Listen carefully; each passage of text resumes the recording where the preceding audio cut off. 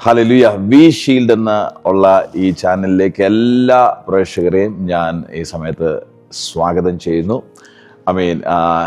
എനിക്ക് കിട്ടിയ ഈ ബ്ലസ്ഡ് ആയിട്ടുള്ള അവസരം, എൻ്റെ മുന്നിൽ അഗതനായിരിക്കുന്ന കർത്താവിൻ്റെ ശ്രേഷ്ഠാഭിഷക്തൻ, ലോകപ്രസിദ്ധനായ കഴിഞ്ഞ 5 പതിറ്റാണ്ടായി കർത്താവിനാൽ ശക്തമായിട്ട് ഉപയോഗിക്കപ്പെടുകയും ലക്ഷക്കണക്കിന് ജനത്തിന് ബ്ലെസ്സിങ് ആയി മാറിയിരിക്കുന്ന പാസ്റ്റങ്ങളോട് കുറച്ച് കാര്യങ്ങൾ ചോദിക്കുവാനും, പാസ്റ്റങ്ങളെ, ഈ തലമുറകൾ, ഈ ബെന്തിക്കോസിൻ്റെ ഈ മൂവ്മെൻറ്റിൽ നമ്മൾ അഭിമുഖീകരിക്കുന്ന ഏറ്റവും വലിയ വിഷയമാണ് ജനറേഷൻസ്. പുതിയ തലമുറകൾ സഭയ്ക്കകത്തില്ല. ഇത്ര ദീർഘവർഷത്തിലെ അനുഭവത്തിൽ പാസ്റ്റങ്ങൾ അതിനോട് എന്ത് ആശയമാണ് പറയാനുള്ളത്? പക്ഷേ ആത്മലോകത്തിൽ നിന്ന് ആത്മാക്കളെ ഇല്ലാതാക്കുക, തലമുറകളെ ഇല്ലാതാക്കുക അല്ല, ആ പ്രസ്ഥാനമേ ശൂന്യമാക്കുക. ഇതാണ് പിശാചിൻ്റെ താല്പര്യം. അവനെന്നും അതിന് പ്രവർത്തിച്ചുകൊണ്ടിരിക്കും. ക്രിസ്ത്യാനിയെ ഇന്ത്യയിൽ നിന്ന് ഇല്ലാതാക്കാൻ വേണ്ടി ഇന്ത്യയിലൊരു പ്രവർത്തനം നടന്നുകൊണ്ടിരിക്കുക.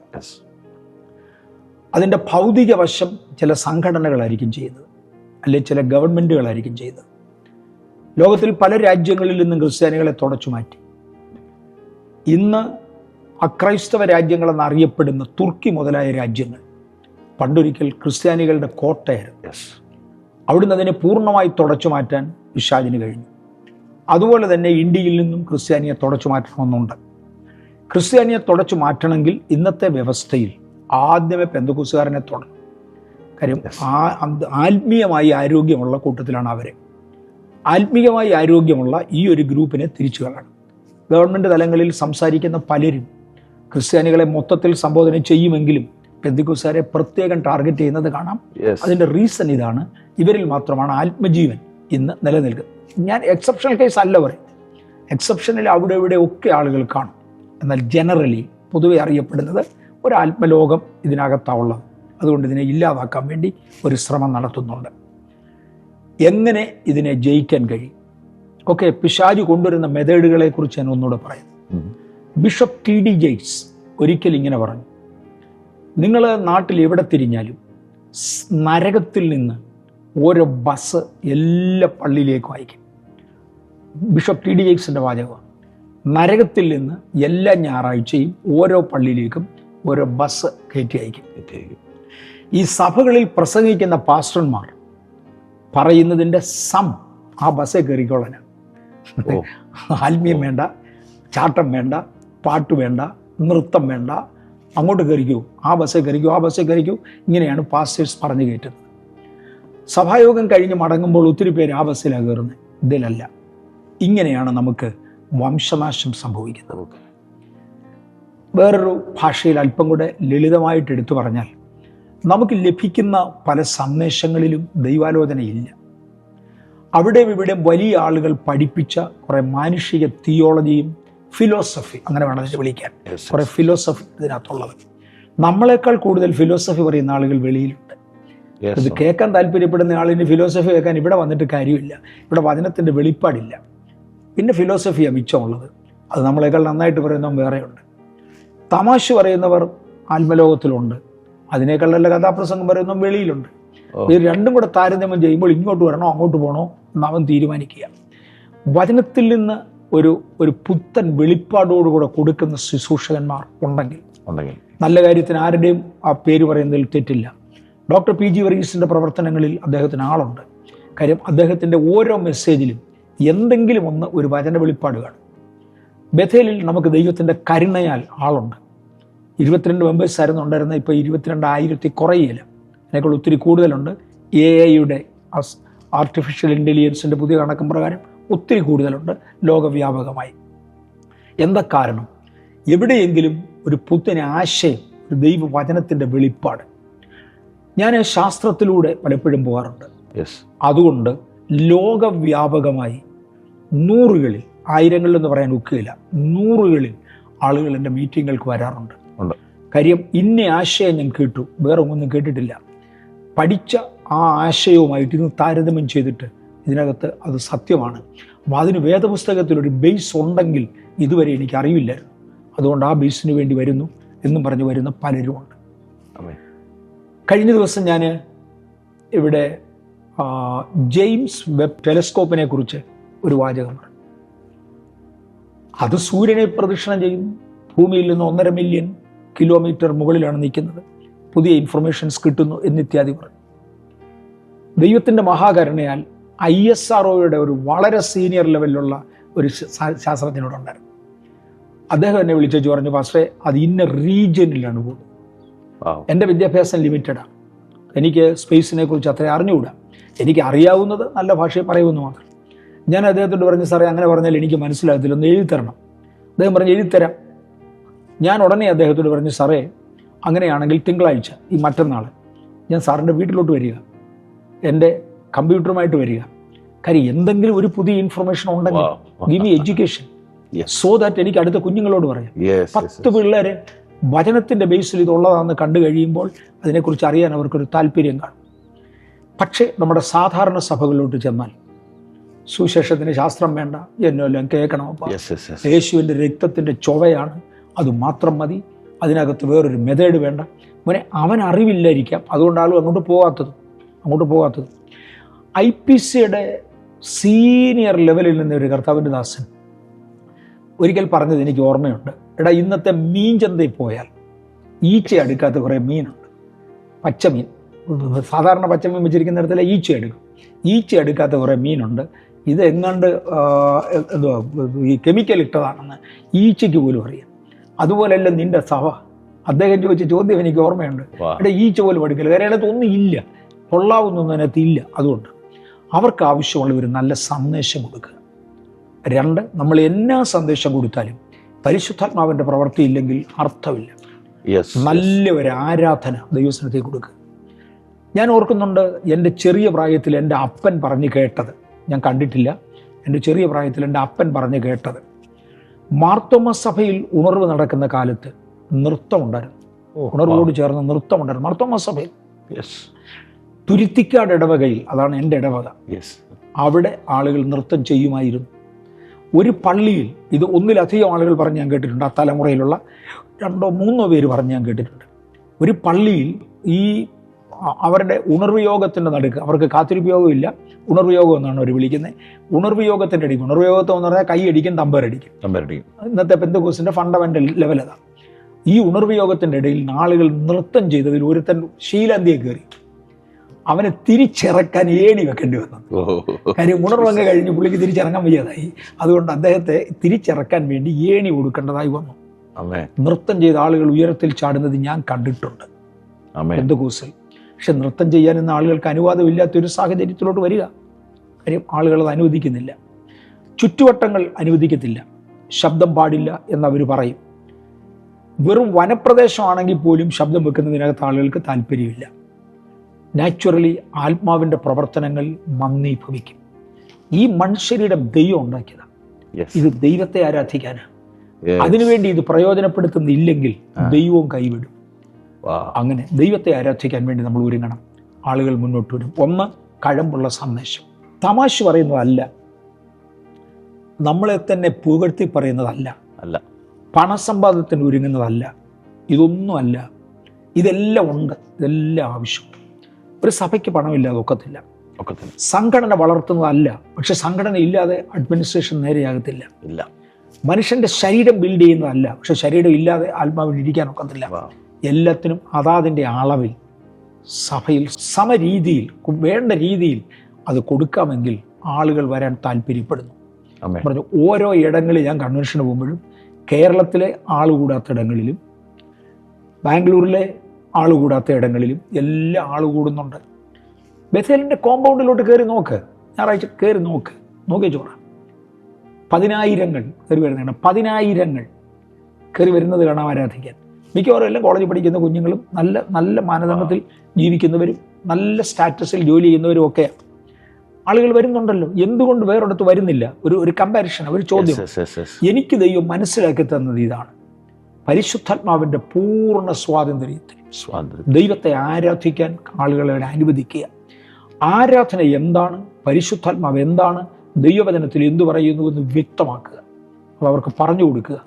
അങ്ങനെ പോകാനായി അവരെ പ്രേരിപ്പിക്കുക. അവരുടെ മുമ്പിൽ ഒരു മാതൃക വേണം. ആമേൻ. ഇതൊരു മാതൃകയുണ്ടാകണം. ആമേൻ. ഞാൻ ഇപ്പോഴും ഓർക്കുന്നുണ്ട്, കുറേ വർഷങ്ങൾക്ക് പുറകിൽ ബഥേൽ ചർച്ചിൽ, നമ്മൾ ഇന്ന് ആരാധിക്കുന്ന ഈ സ്ഥലമല്ല, വേറൊരു സ്ഥലത്ത് ഒത്തിരിയും കൂടെ ചെറിയ ഒരു അക്കോമഡേഷനിൽ എനിക്കൊന്ന് 1000-ഓളം പേരുകൾക്ക് കഷ്ടിച്ചിരിക്കാം.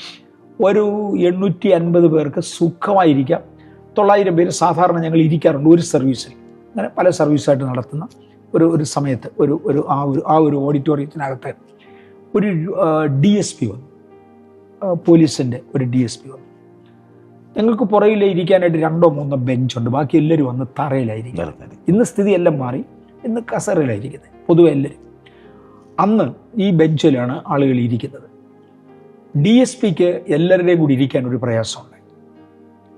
ഞാൻ അദ്ദേഹത്തോട് പറഞ്ഞു, ഞാനൊരു കസേര എടുത്ത് തരാം, സാറിന് വേണ്ടി സെപ്പറേറ്റ് ഒരു കസേര കൊണ്ടുവരാം. പക്ഷെ അദ്ദേഹം ആലോചിച്ച് നോക്കി പറഞ്ഞു, വേണ്ട, അത് എല്ലാവരും ഒരു 10-20 പേര് ഇവിടെ ബെഞ്ചിൽ ഇരിക്കുമ്പം ഞാൻ ഒറ്റയ്ക്ക് ഒരു കസേരയിൽ ഇരിക്കുന്നത് ശരിയല്ല എന്ന് പറഞ്ഞ് അദ്ദേഹം കസേര വേണ്ടെന്ന് പറഞ്ഞു.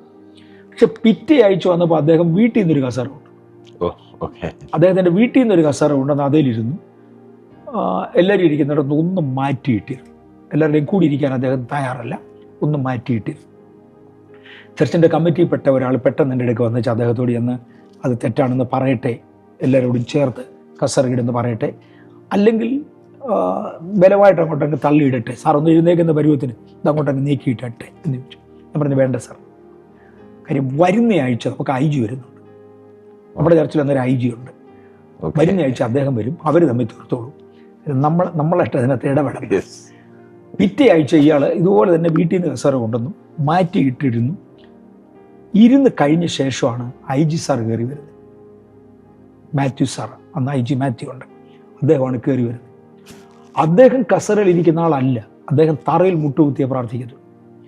IG സാർ നേരെ വന്ന് ഏറ്റവും ഫ്രണ്ടിലെ റോയിൽ കുട്ടികൾ ഇരിക്കുന്ന കൂട്ടത്തിൽ വന്ന് സാറ് മുഴങ്കാലിലിരുന്നു. TIG പതുക്കെ അവിടുന്ന് പൊങ്ങി വന്ന് IG പുറകെ മുട്ടുകുത്തി. യു ആർ ഹിയർ എന്ന് ചോദിച്ചു. IG, ആ സർ, 2 ആഴ്ചയായിട്ട് ഞാൻ വരുന്നുണ്ട് എന്ന് DIG പറഞ്ഞു. രണ്ടുപേരും സന്തോഷം. മാതൃക കാണിക്കാൻ കുറച്ച് പേരുണ്ട്. ദുർമാതൃകകളെ കഴിവുള്ളിടത്തോളം നമ്മൾ ഒഴിവാക്കും, മാതൃകകളെ പ്രൊമോട്ട് ചെയ്യും. ഇത്രയൊക്കെ പാസ്റ്റേ ഞങ്ങൾ ചെയ്യുന്നുള്ളൂ, ആളുകൾ വരുന്നുണ്ട്. യുവാക്കൾ കുറയാതിരിക്കാൻ ഇത് കാരണമാകും. ഇനി പഴയ പെന്തിക്കോസിൻ്റെ ടോപ്പ് ലീഡർഷിപ്പിൽ നിന്ന് 100% ആത്മീയരായിരുന്ന പിതാക്കന്മാരുടെ ഒരു പിതാവിൻ്റെ, അങ്ങനെ എനിക്ക് പറയാനൊക്കത്തുള്ളൂ, ഞാൻ ആരുടെയും പേരും വിവരവും പുറത്തു വരാതിരിക്കാൻ ഇങ്ങനെയൊക്കെ വളച്ചു തിരിച്ചു പറയുക. ഒരു പിതാവിൻ്റെ 3-ാം തലമുറ ഒരു കൊച്ചുമോൻ ഇന്ന് പള്ളിയിൽ പോകുന്നില്ല, ദൈവമില്ല എന്ന് അവൻ വിശ്വസിക്കുന്നു. അവനോട് എനിക്ക് സംസാരിക്കാൻ സാധിച്ചു. ഒരിക്കൽ അവനോട് ചോദിച്ചോ, പറഞ്ഞു, എന്നെ സയൻസ് പഠിക്കാൻ വേണ്ടി എൻ്റെ അപ്പൻ വിട്ടു. ഈ വല്യപ്പൻ ജീവിക്കാൻ മാർഗമില്ലാതെ മിച്ചം വെച്ച ചില്ലറ കൊണ്ട് എൻ്റെ അപ്പനെ പഠിപ്പിച്ചതാണ്. എൻ്റെ അപ്പൻ പഠിച്ചു, അദ്ദേഹവും പെന്തക്കോസുകാരനാണ്, 2-ാം തലമുറ, നല്ല പെന്തക്കോസുകാരനാണ്. അദ്ദേഹം പാസ്റ്ററായി. അദ്ദേഹം സഭകളിൽ നിന്നുണ്ടാക്കിയ കാശുകൊണ്ട് എന്നെ വിദേശത്ത് വിട്ട് സയൻസ് പഠിപ്പിച്ചു. ആ സയൻസ് പഠിപ്പിച്ചപ്പോൾ എനിക്ക് മനസ്സിലായി ദൈവമില്ല. അതുകൊണ്ട് ഇല്ലെന്ന് ഞാൻ പറയുന്നു. എൻ്റെ അപ്പൻ കാശ് മുടക്കി പഠിപ്പിച്ചതാണ്, സഭയിലെ സ്വോത്രാഴ്ച കൊണ്ട് പഠിപ്പിച്ചതാണ്. അവൻ പോയിരുന്ന സഭകളിൽ എവിടെയെങ്കിലും സയൻസും ബൈബിളും തമ്മിലുള്ള ബന്ധത്തെക്കുറിച്ച് പറഞ്ഞു കൊടുക്കാൻ പറ്റിയില്ല, ആരും ഇല്ലാതായിപ്പോയി. അത് പറഞ്ഞു കൊടുക്കാൻ കഴിയുമെങ്കിൽ ഒരു വിഭാഗം ആളുകളെ രക്ഷിക്കാൻ കഴിയും. ഞാനിവിടെ ഏലിയൻസിനെ കുറിച്ച് കുറച്ച് വർഷങ്ങൾക്ക് മുമ്പേ ക്ലാസ് എടുത്തു. ഇന്നതൊക്കെ ഒന്നുകൂടെ ആവർത്തിക്കേണ്ടി വരും, കാര്യം ഒത്തിരി നാളായിട്ട് ഞാനതൊന്നും എടുത്തിട്ടില്ല. അന്ന് ഏലിയൻസ് ഇല്ലെന്നും പറഞ്ഞ് ഒരുപാട് ആളുകൾ വീട്ടിൽ എഴുതി. ഞാനതിനെക്കുറിച്ച് എതിരൊന്നും പറയാൻ പോയില്ല. ഇവിടെ IAS ചെയ്യുന്നൊരു മോളുണ്ടായിരുന്നു. അന്ന് അവൾ എന്നോട് പറഞ്ഞൊരു വാചക ഓർമ്മയുണ്ട്. IAS ചെയ്തുകൊണ്ടിരിക്കുകയാണ്, IAS ഒന്നും പാസ്സായില്ല, അവിടെ ഇനിയും പാസ്സായിട്ടില്ല. കാര്യം അവളെ പണി അങ്ങ് നിർത്തുകയും ചെയ്തു. 1-2 പ്രാവശ്യം എഴുതി, കിട്ടിയില്ല. അതിനോടൊക്കെ ആ കുഞ്ഞിൻ്റെ കല്യാണം കഴിഞ്ഞു, അവൾ പോയി. അന്ന് അവൾ എന്നോട് പറഞ്ഞൊരു വാചകം ഓർക്കുന്നുണ്ട്, അങ്ങളെ ഈ പെന്തിക്കോസിൻ്റെ പാസ്റ്റേഴ്സിന് ബേസിക് വിദ്യാഭ്യാസം ഇല്ലേ? അവളെന്നോട് ചോദിച്ചത് എനിക്ക് ഓർമ്മ. അവൾ അക്രൈസ്തവ മാർഗത്തിൽ നിന്ന് വന്നതാണ്. അവളുടെ അപ്പൻ രക്ഷിക്കപ്പെട്ടു, സ്നാനപ്പെട്ടു, അമ്മ രക്ഷിക്കപ്പെട്ടു, സ്നാനപ്പെട്ടു, അതുകൊണ്ട് അമ്മോൾ വന്നതാണ്. പെന്തിക്കോസിൽ ബേസിക് എഡ്യൂക്കേഷനുള്ള പാസ്റ്റേഴ്സ് ഇല്ലേ? ഇവർ പറയുന്നതിന് മറുപടി പറയാൻ ആരും ഇല്ലല്ലോ. എൻ്റെ ഓർമ്മയിൽ, ഞാനിപ്പം ഓർമ്മയെന്ന് മാത്രം പറയാം, 1967 ലോങ് ബാക്ക് 1967 ഏലിയൻസ് ഭൂമിയിൽ വന്ന് ഇറങ്ങാൻ വേണ്ടി കാനഡയിലെ ആൽബർട്ടയിൽ ആദ്യത്തെ ലാൻഡിംഗ് സ്ട്രിപ്പ് ഉണ്ടാക്കുന്നത്. 67 എൻ്റെ ഒരു ഓർമ്മ, ലാൻഡിംഗ് സ്ട്രിപ്പ് ഉണ്ടാക്കുന്നത്. അപ്പോൾ ഒന്നും ഇല്ലാത്തതിൻ്റെ പുറത്താണോ ഗവൺമെൻറ് അത് ചെയ്തത്? ഒന്നുമില്ല. ഇപ്പം സംഗതികളങ്ങ് മാറി. തൻ്റെ 3i അറ്റ്ലസ് എന്ന് പറയുന്നൊരു സാധനം ഇപ്പം വന്നിട്ടുണ്ട്. ഞാൻ കഴിഞ്ഞ ആഴ്ച അതിൻ്റെ പടം ഒന്ന് പ്രൊജക്റ്റ് ചെയ്ത് കാണിച്ചിരുന്നു. ശാസ്ത്രജ്ഞന്മാർ അതിനെക്കുറിച്ച് പറയുന്നതിനകത്ത് ഇൻഡസ്ട്രിയൽ മെറ്റീരിയൽ കൊണ്ട് ഉണ്ടാക്കിയ 2 വിൻഡോ കാണാം. നമ്മുടെ നക്ഷത്രമണ്ഡലത്തിൻ്റെ വെളിയിൽ ഏതൊരു നക്ഷത്രമണ്ഡലത്തിൽ നിന്ന് വരിക. It is not a natural object at all. അത് ഗ്രഹങ്ങളെക്കുറിച്ച് പഠിച്ചുകൊണ്ടിരിക്കുക. സൗരയൂഥത്തിലുള്ള ഗ്രഹങ്ങളെക്കുറിച്ച് ഓരോന്നിൻ്റെ അടുത്ത് പോയി പഠിക്കുക. ചിലപ്പം അവിടെയുള്ള ഏലിയൻസുമായിട്ട് സംസാരിക്കാകാം, നമുക്കറിഞ്ഞുകൂടാ. അവർ പറയുന്നത് 2 വിൻഡോ ഉണ്ട് അതിന്, ഫ്രണ്ടിലും ബാക്കിലും. Speed variation, colour variation, shape variation എല്ലാം ഇതിനുണ്ട്. ശാസ്ത്രജ്ഞന്മാർ മൊത്തത്തിൽ ഭയത്തിലാണ്. പൊതുവെ പറഞ്ഞാൽ അവർ ഭയത്തിലാണ്. ഇതെന്നാണ്, ഞാൻ വീണ്ടും അതൊരു പ്രാവശ്യം കൂടെ കാണിക്കുന്നുണ്ട്. അത്തറ്റം വരെ ഇന്ന് ലോകം വന്നു. ഇപ്പോഴും മറ്റൊരു ബോധവാന്മാരല്ല. ഇത് കേൾക്കാൻ എത്ര പേര് വരും? ഇത് പറയുന്നവനെ കളിയാക്കുകയാണ് മറ്റവൻ്റെ പണി. അത് കേൾക്കാൻ ആര് വരും? കുറ്റം പറയുന്നത് മാത്രം കേൾക്കാൻ ഇൻട്രസ്റ്റ് ഉണ്ടായിരുന്ന ഒരു തലമുറയുണ്ട്. അത് കാലം പോയി. അവർക്ക് വല്ലവരെയും കുറ്റം പറയുന്നത് കേൾക്കുന്ന താല്പര്യം, അതിന് വന്നിരുന്ന തലമുറ പോയി. നമ്മുടെ ശുശ്രൂഷകന്മാരുടെ കൂട്ടത്തിൽ ഭയങ്കര ജ്ഞാനമുള്ളവരുണ്ട് പാസ്റ്ററെ. അവനവന് ജ്ഞാനം ഉള്ളതെന്ന് പറഞ്ഞാൽ പോരെ, മറ്റൊന്നിനെന്താ കയറി വരുന്നു? അവർക്ക് ജ്ഞാനമുണ്ട്. അപ്പം ആ ഭാഗം അങ്ങ് പറഞ്ഞാൽ മതി. ഇതിനെക്കുറിച്ച് നമുക്ക് അറിഞ്ഞുകൂടാ. എന്നോട് ഇപ്പോൾ ആരെങ്കിലും വന്ന് മരുന്നിനെ കുറിച്ച് ചോദിച്ചാൽ ഞാൻ പറയും എനിക്കൊന്നും അറിഞ്ഞുകൂടാ. ഞാൻ ഇതിനാണ് കയറി കമൻറ്റ് ചെയ്യുന്നത്. എനിക്ക് അറിഞ്ഞുകൂടാ. എനിക്ക് അറിയാവുന്നതിനെക്കുറിച്ച് ഒരു ഞാൻ പറയാം. എൻ്റെ ഭാര്യയോട് എന്ന് മരുന്നുണ്ടാക്കുന്നത് എങ്ങനെയാണെന്ന് വെച്ചാൽ അവൾ പറയത്തില്ല. അവൾ പറയും പുട്ടുണ്ടാക്കുന്നത് പറഞ്ഞുതരാം, പൂരി ഉണ്ടാക്കുന്നത് പറഞ്ഞു തരാം, അത് അവൾക്കറിയാം. പക്ഷെങ്കിൽ മരുന്നുണ്ടാക്കാൻ അവൾക്കറിയത്തില്ല, നാച്ചുറലി പറയത്തില്ല. ഞാനും അങ്ങനെ. അവരവരുടെ ഏരിയ കവർ ചെയ്ത് നിൽക്കുകയായിരുന്നെങ്കിൽ കുറഞ്ഞ വർഷം നമ്മുടെ ചർച്ചസിൽ കുഞ്ഞുങ്ങൾ കണ്ടേനെ, ഒരു കുറച്ച് ഇൻട്രസ്റ്റ് എങ്കിലും ആളുകൾക്ക് കണ്ടേനെ. ആത്മീയാനുഭവങ്ങൾ ഇല്ലാതെ പോയി. വേദപുസ്തകം പറയുന്നത് വിശുദ്ധന്മാർ ഒരുമിച്ച് കൂടുന്നിടത്ത് 1 കൊരിന്ത്യർ 14 അധ്യായത്തിൽ ആകയാൽ എന്ത് സഹോദരന്മാരെ, നിങ്ങൾ കൂടി വരുമ്പോൾ ഓരോരുത്തരും സങ്കീർത്തനം, ഓരോരുത്തരും ഉപദേശം, ഓരോരുത്തരും അന്യഭാഷ, ഓരോരുത്തരും വ്യാഖ്യാനം, സഭയ്ക്കകത്ത് പ്രവചനം, രോഗശാന്തി വരം, ഇതെല്ലാം കർത്താവ് പറഞ്ഞതാണ്. അപ്പം ഇതില്ലാതാക്കി കഴിഞ്ഞാൽ സഭയില്ല. പിന്നെ എങ്ങോട്ട് വരാൻ? നമ്മൾ ഉണ്ടാക്കി വെച്ചിരിക്കുന്ന ഒരു ഓർഗനൈസേഷനാണ്. അത് നമ്മുടെ സ്റ്റാൻഡേർഡിലുള്ളവരെ വരത്തുള്ളൂ, അതിൻ്റെ മുകളിൽ ഒരാൾ വരത്തില്ല. അതൊക്കെയാണ് ചെറുപ്പക്കാർ വരാതിരിക്കാൻ തടസ്സമെന്ന് എനിക്ക് മനസ്സിലാകുന്നത്. പിന്നെ എല്ലാത്തിനും പുറത്താക്കുക എന്നുള്ള പൈശാചികമായൊരു തന്ത്രമുണ്ട്. അതിൻ്റെ വ്യത്യസ്ത മെത്തേഡുകളായി പിശാചിനെ ഉപയോഗിക്കുന്നതേ ഉള്ളൂ. എനിക്ക് പറയാം, എനിക്കിപ്പോൾ 67 വർഷത്തെ പരിചയമുണ്ട് ആത്മലോകത്തിൽ. എൻ്റെ 12ാമത്തെ വയസ്സിലാണ് 1957 ആദ്യം ഞാൻ സുവിശേഷം പറഞ്ഞു തുടങ്ങുന്നത്. അവിടെ മുതൽ ഇപ്പോൾ 79ാമത്തെ വയസ്സാണ്. അവിടെ വരെ 67 വർഷമായി ഞാൻ ഈ ഫീൽഡിൽ നിൽക്കുക. അപ്പോൾ അതുകൊണ്ട് എനിക്ക് അറിവുണ്ടെന്നൊന്നും പറയാൻ ഒക്കത്തില്ല. പിശാചി പറയും മോനെ, ഞാൻ ശാസ്ത്രീയ കണക്കും കൂടെ ചേർത്താൽ പിശാചി പറയും മോനെ, എനിക്ക് 13.8 ബില്യൺ വർഷത്തിൻ്റെ പരിചയമുണ്ട്. നിനക്ക് 67 വർഷമാണ്. നിനക്ക് 67 വർഷത്തിൻ്റെ പരിചയമാണ്. എനിക്ക് 137 കോടി വർഷത്തിൻ്റെ പരിചയമുണ്ട്. ഞാൻ ദൈവത്തോടുകൂടെ നടന്നവനാണ്. എനിക്ക് അത്ര വിവരമുണ്ട്. അവൻ്റെ അടുക്കലാണ് നമ്മൾ യുദ്ധം ചെയ്യാൻ ചെന്ന് നിൽക്കുന്നത്. നമ്മുടെ സ്വന്തമായിട്ട് നമുക്കൊന്നും ചെയ്യാൻ ഒക്കത്തില്ല. ബൈബിൾ, ദൈവവചനം എന്തു പറയുന്നു, ദൈവം എന്തു പറയുന്നു, ഇതിൽ നമ്മൾ നിന്നേ പറ്റൂ. അൺഫോർച്ചുനേറ്റ്ലി നമുക്കതിനകത്ത് കുറഞ്ഞുപോയി. പിന്നെ എന്തുവാ തമാശ പറയുന്നവരും വെടി പറയുന്നവരും ഒക്കെ ഉണ്ട്. കുറച്ച് പേരെയൊക്കെ അങ്ങനെ പിടിച്ചു നിർത്താം. പക്ഷെ അത് ചെറുപ്പക്കാരെ കിട്ടുന്നത് പ്രയാസമാണ്. മിക്കവാറും വലിയ ഈ നോളജ് പുതിയ തലമുറകൾക്ക് നമ്മൾ കൈമാറണം. അതെ. പിന്നെ 2 പരിശുദ്ധാത്മാവിൻ്റെ നിറവ്. 3 പൊതുവെ ഇപ്പം ഹോശിയ 4:6 പറയുന്നു, my people perish because lack of knowledge. അതെ, എൻ്റെ ജനം പരിജ്ഞാനമില്ലാതെ നശിച്ചു പോകുന്നത്. അപ്പം ഈ നോളജും പ്രത്യേകിച്ച് കൃപാവരങ്ങളുടെ ശുശ്രൂഷകളും ഈ ജനറേഷന് വലിയ ബ്ലെസ്സിങ് ആണെന്നാണോ അങ്കിൾ പറയുന്നത്? പെന്തിക്കോസ് എന്ന് പറഞ്ഞാൽ കൃപാവരമാണ്. പരിശുദ്ധാത്മാവിൻ്റെ ക്രിയകളാണ് പെന്തിക്കോസ്.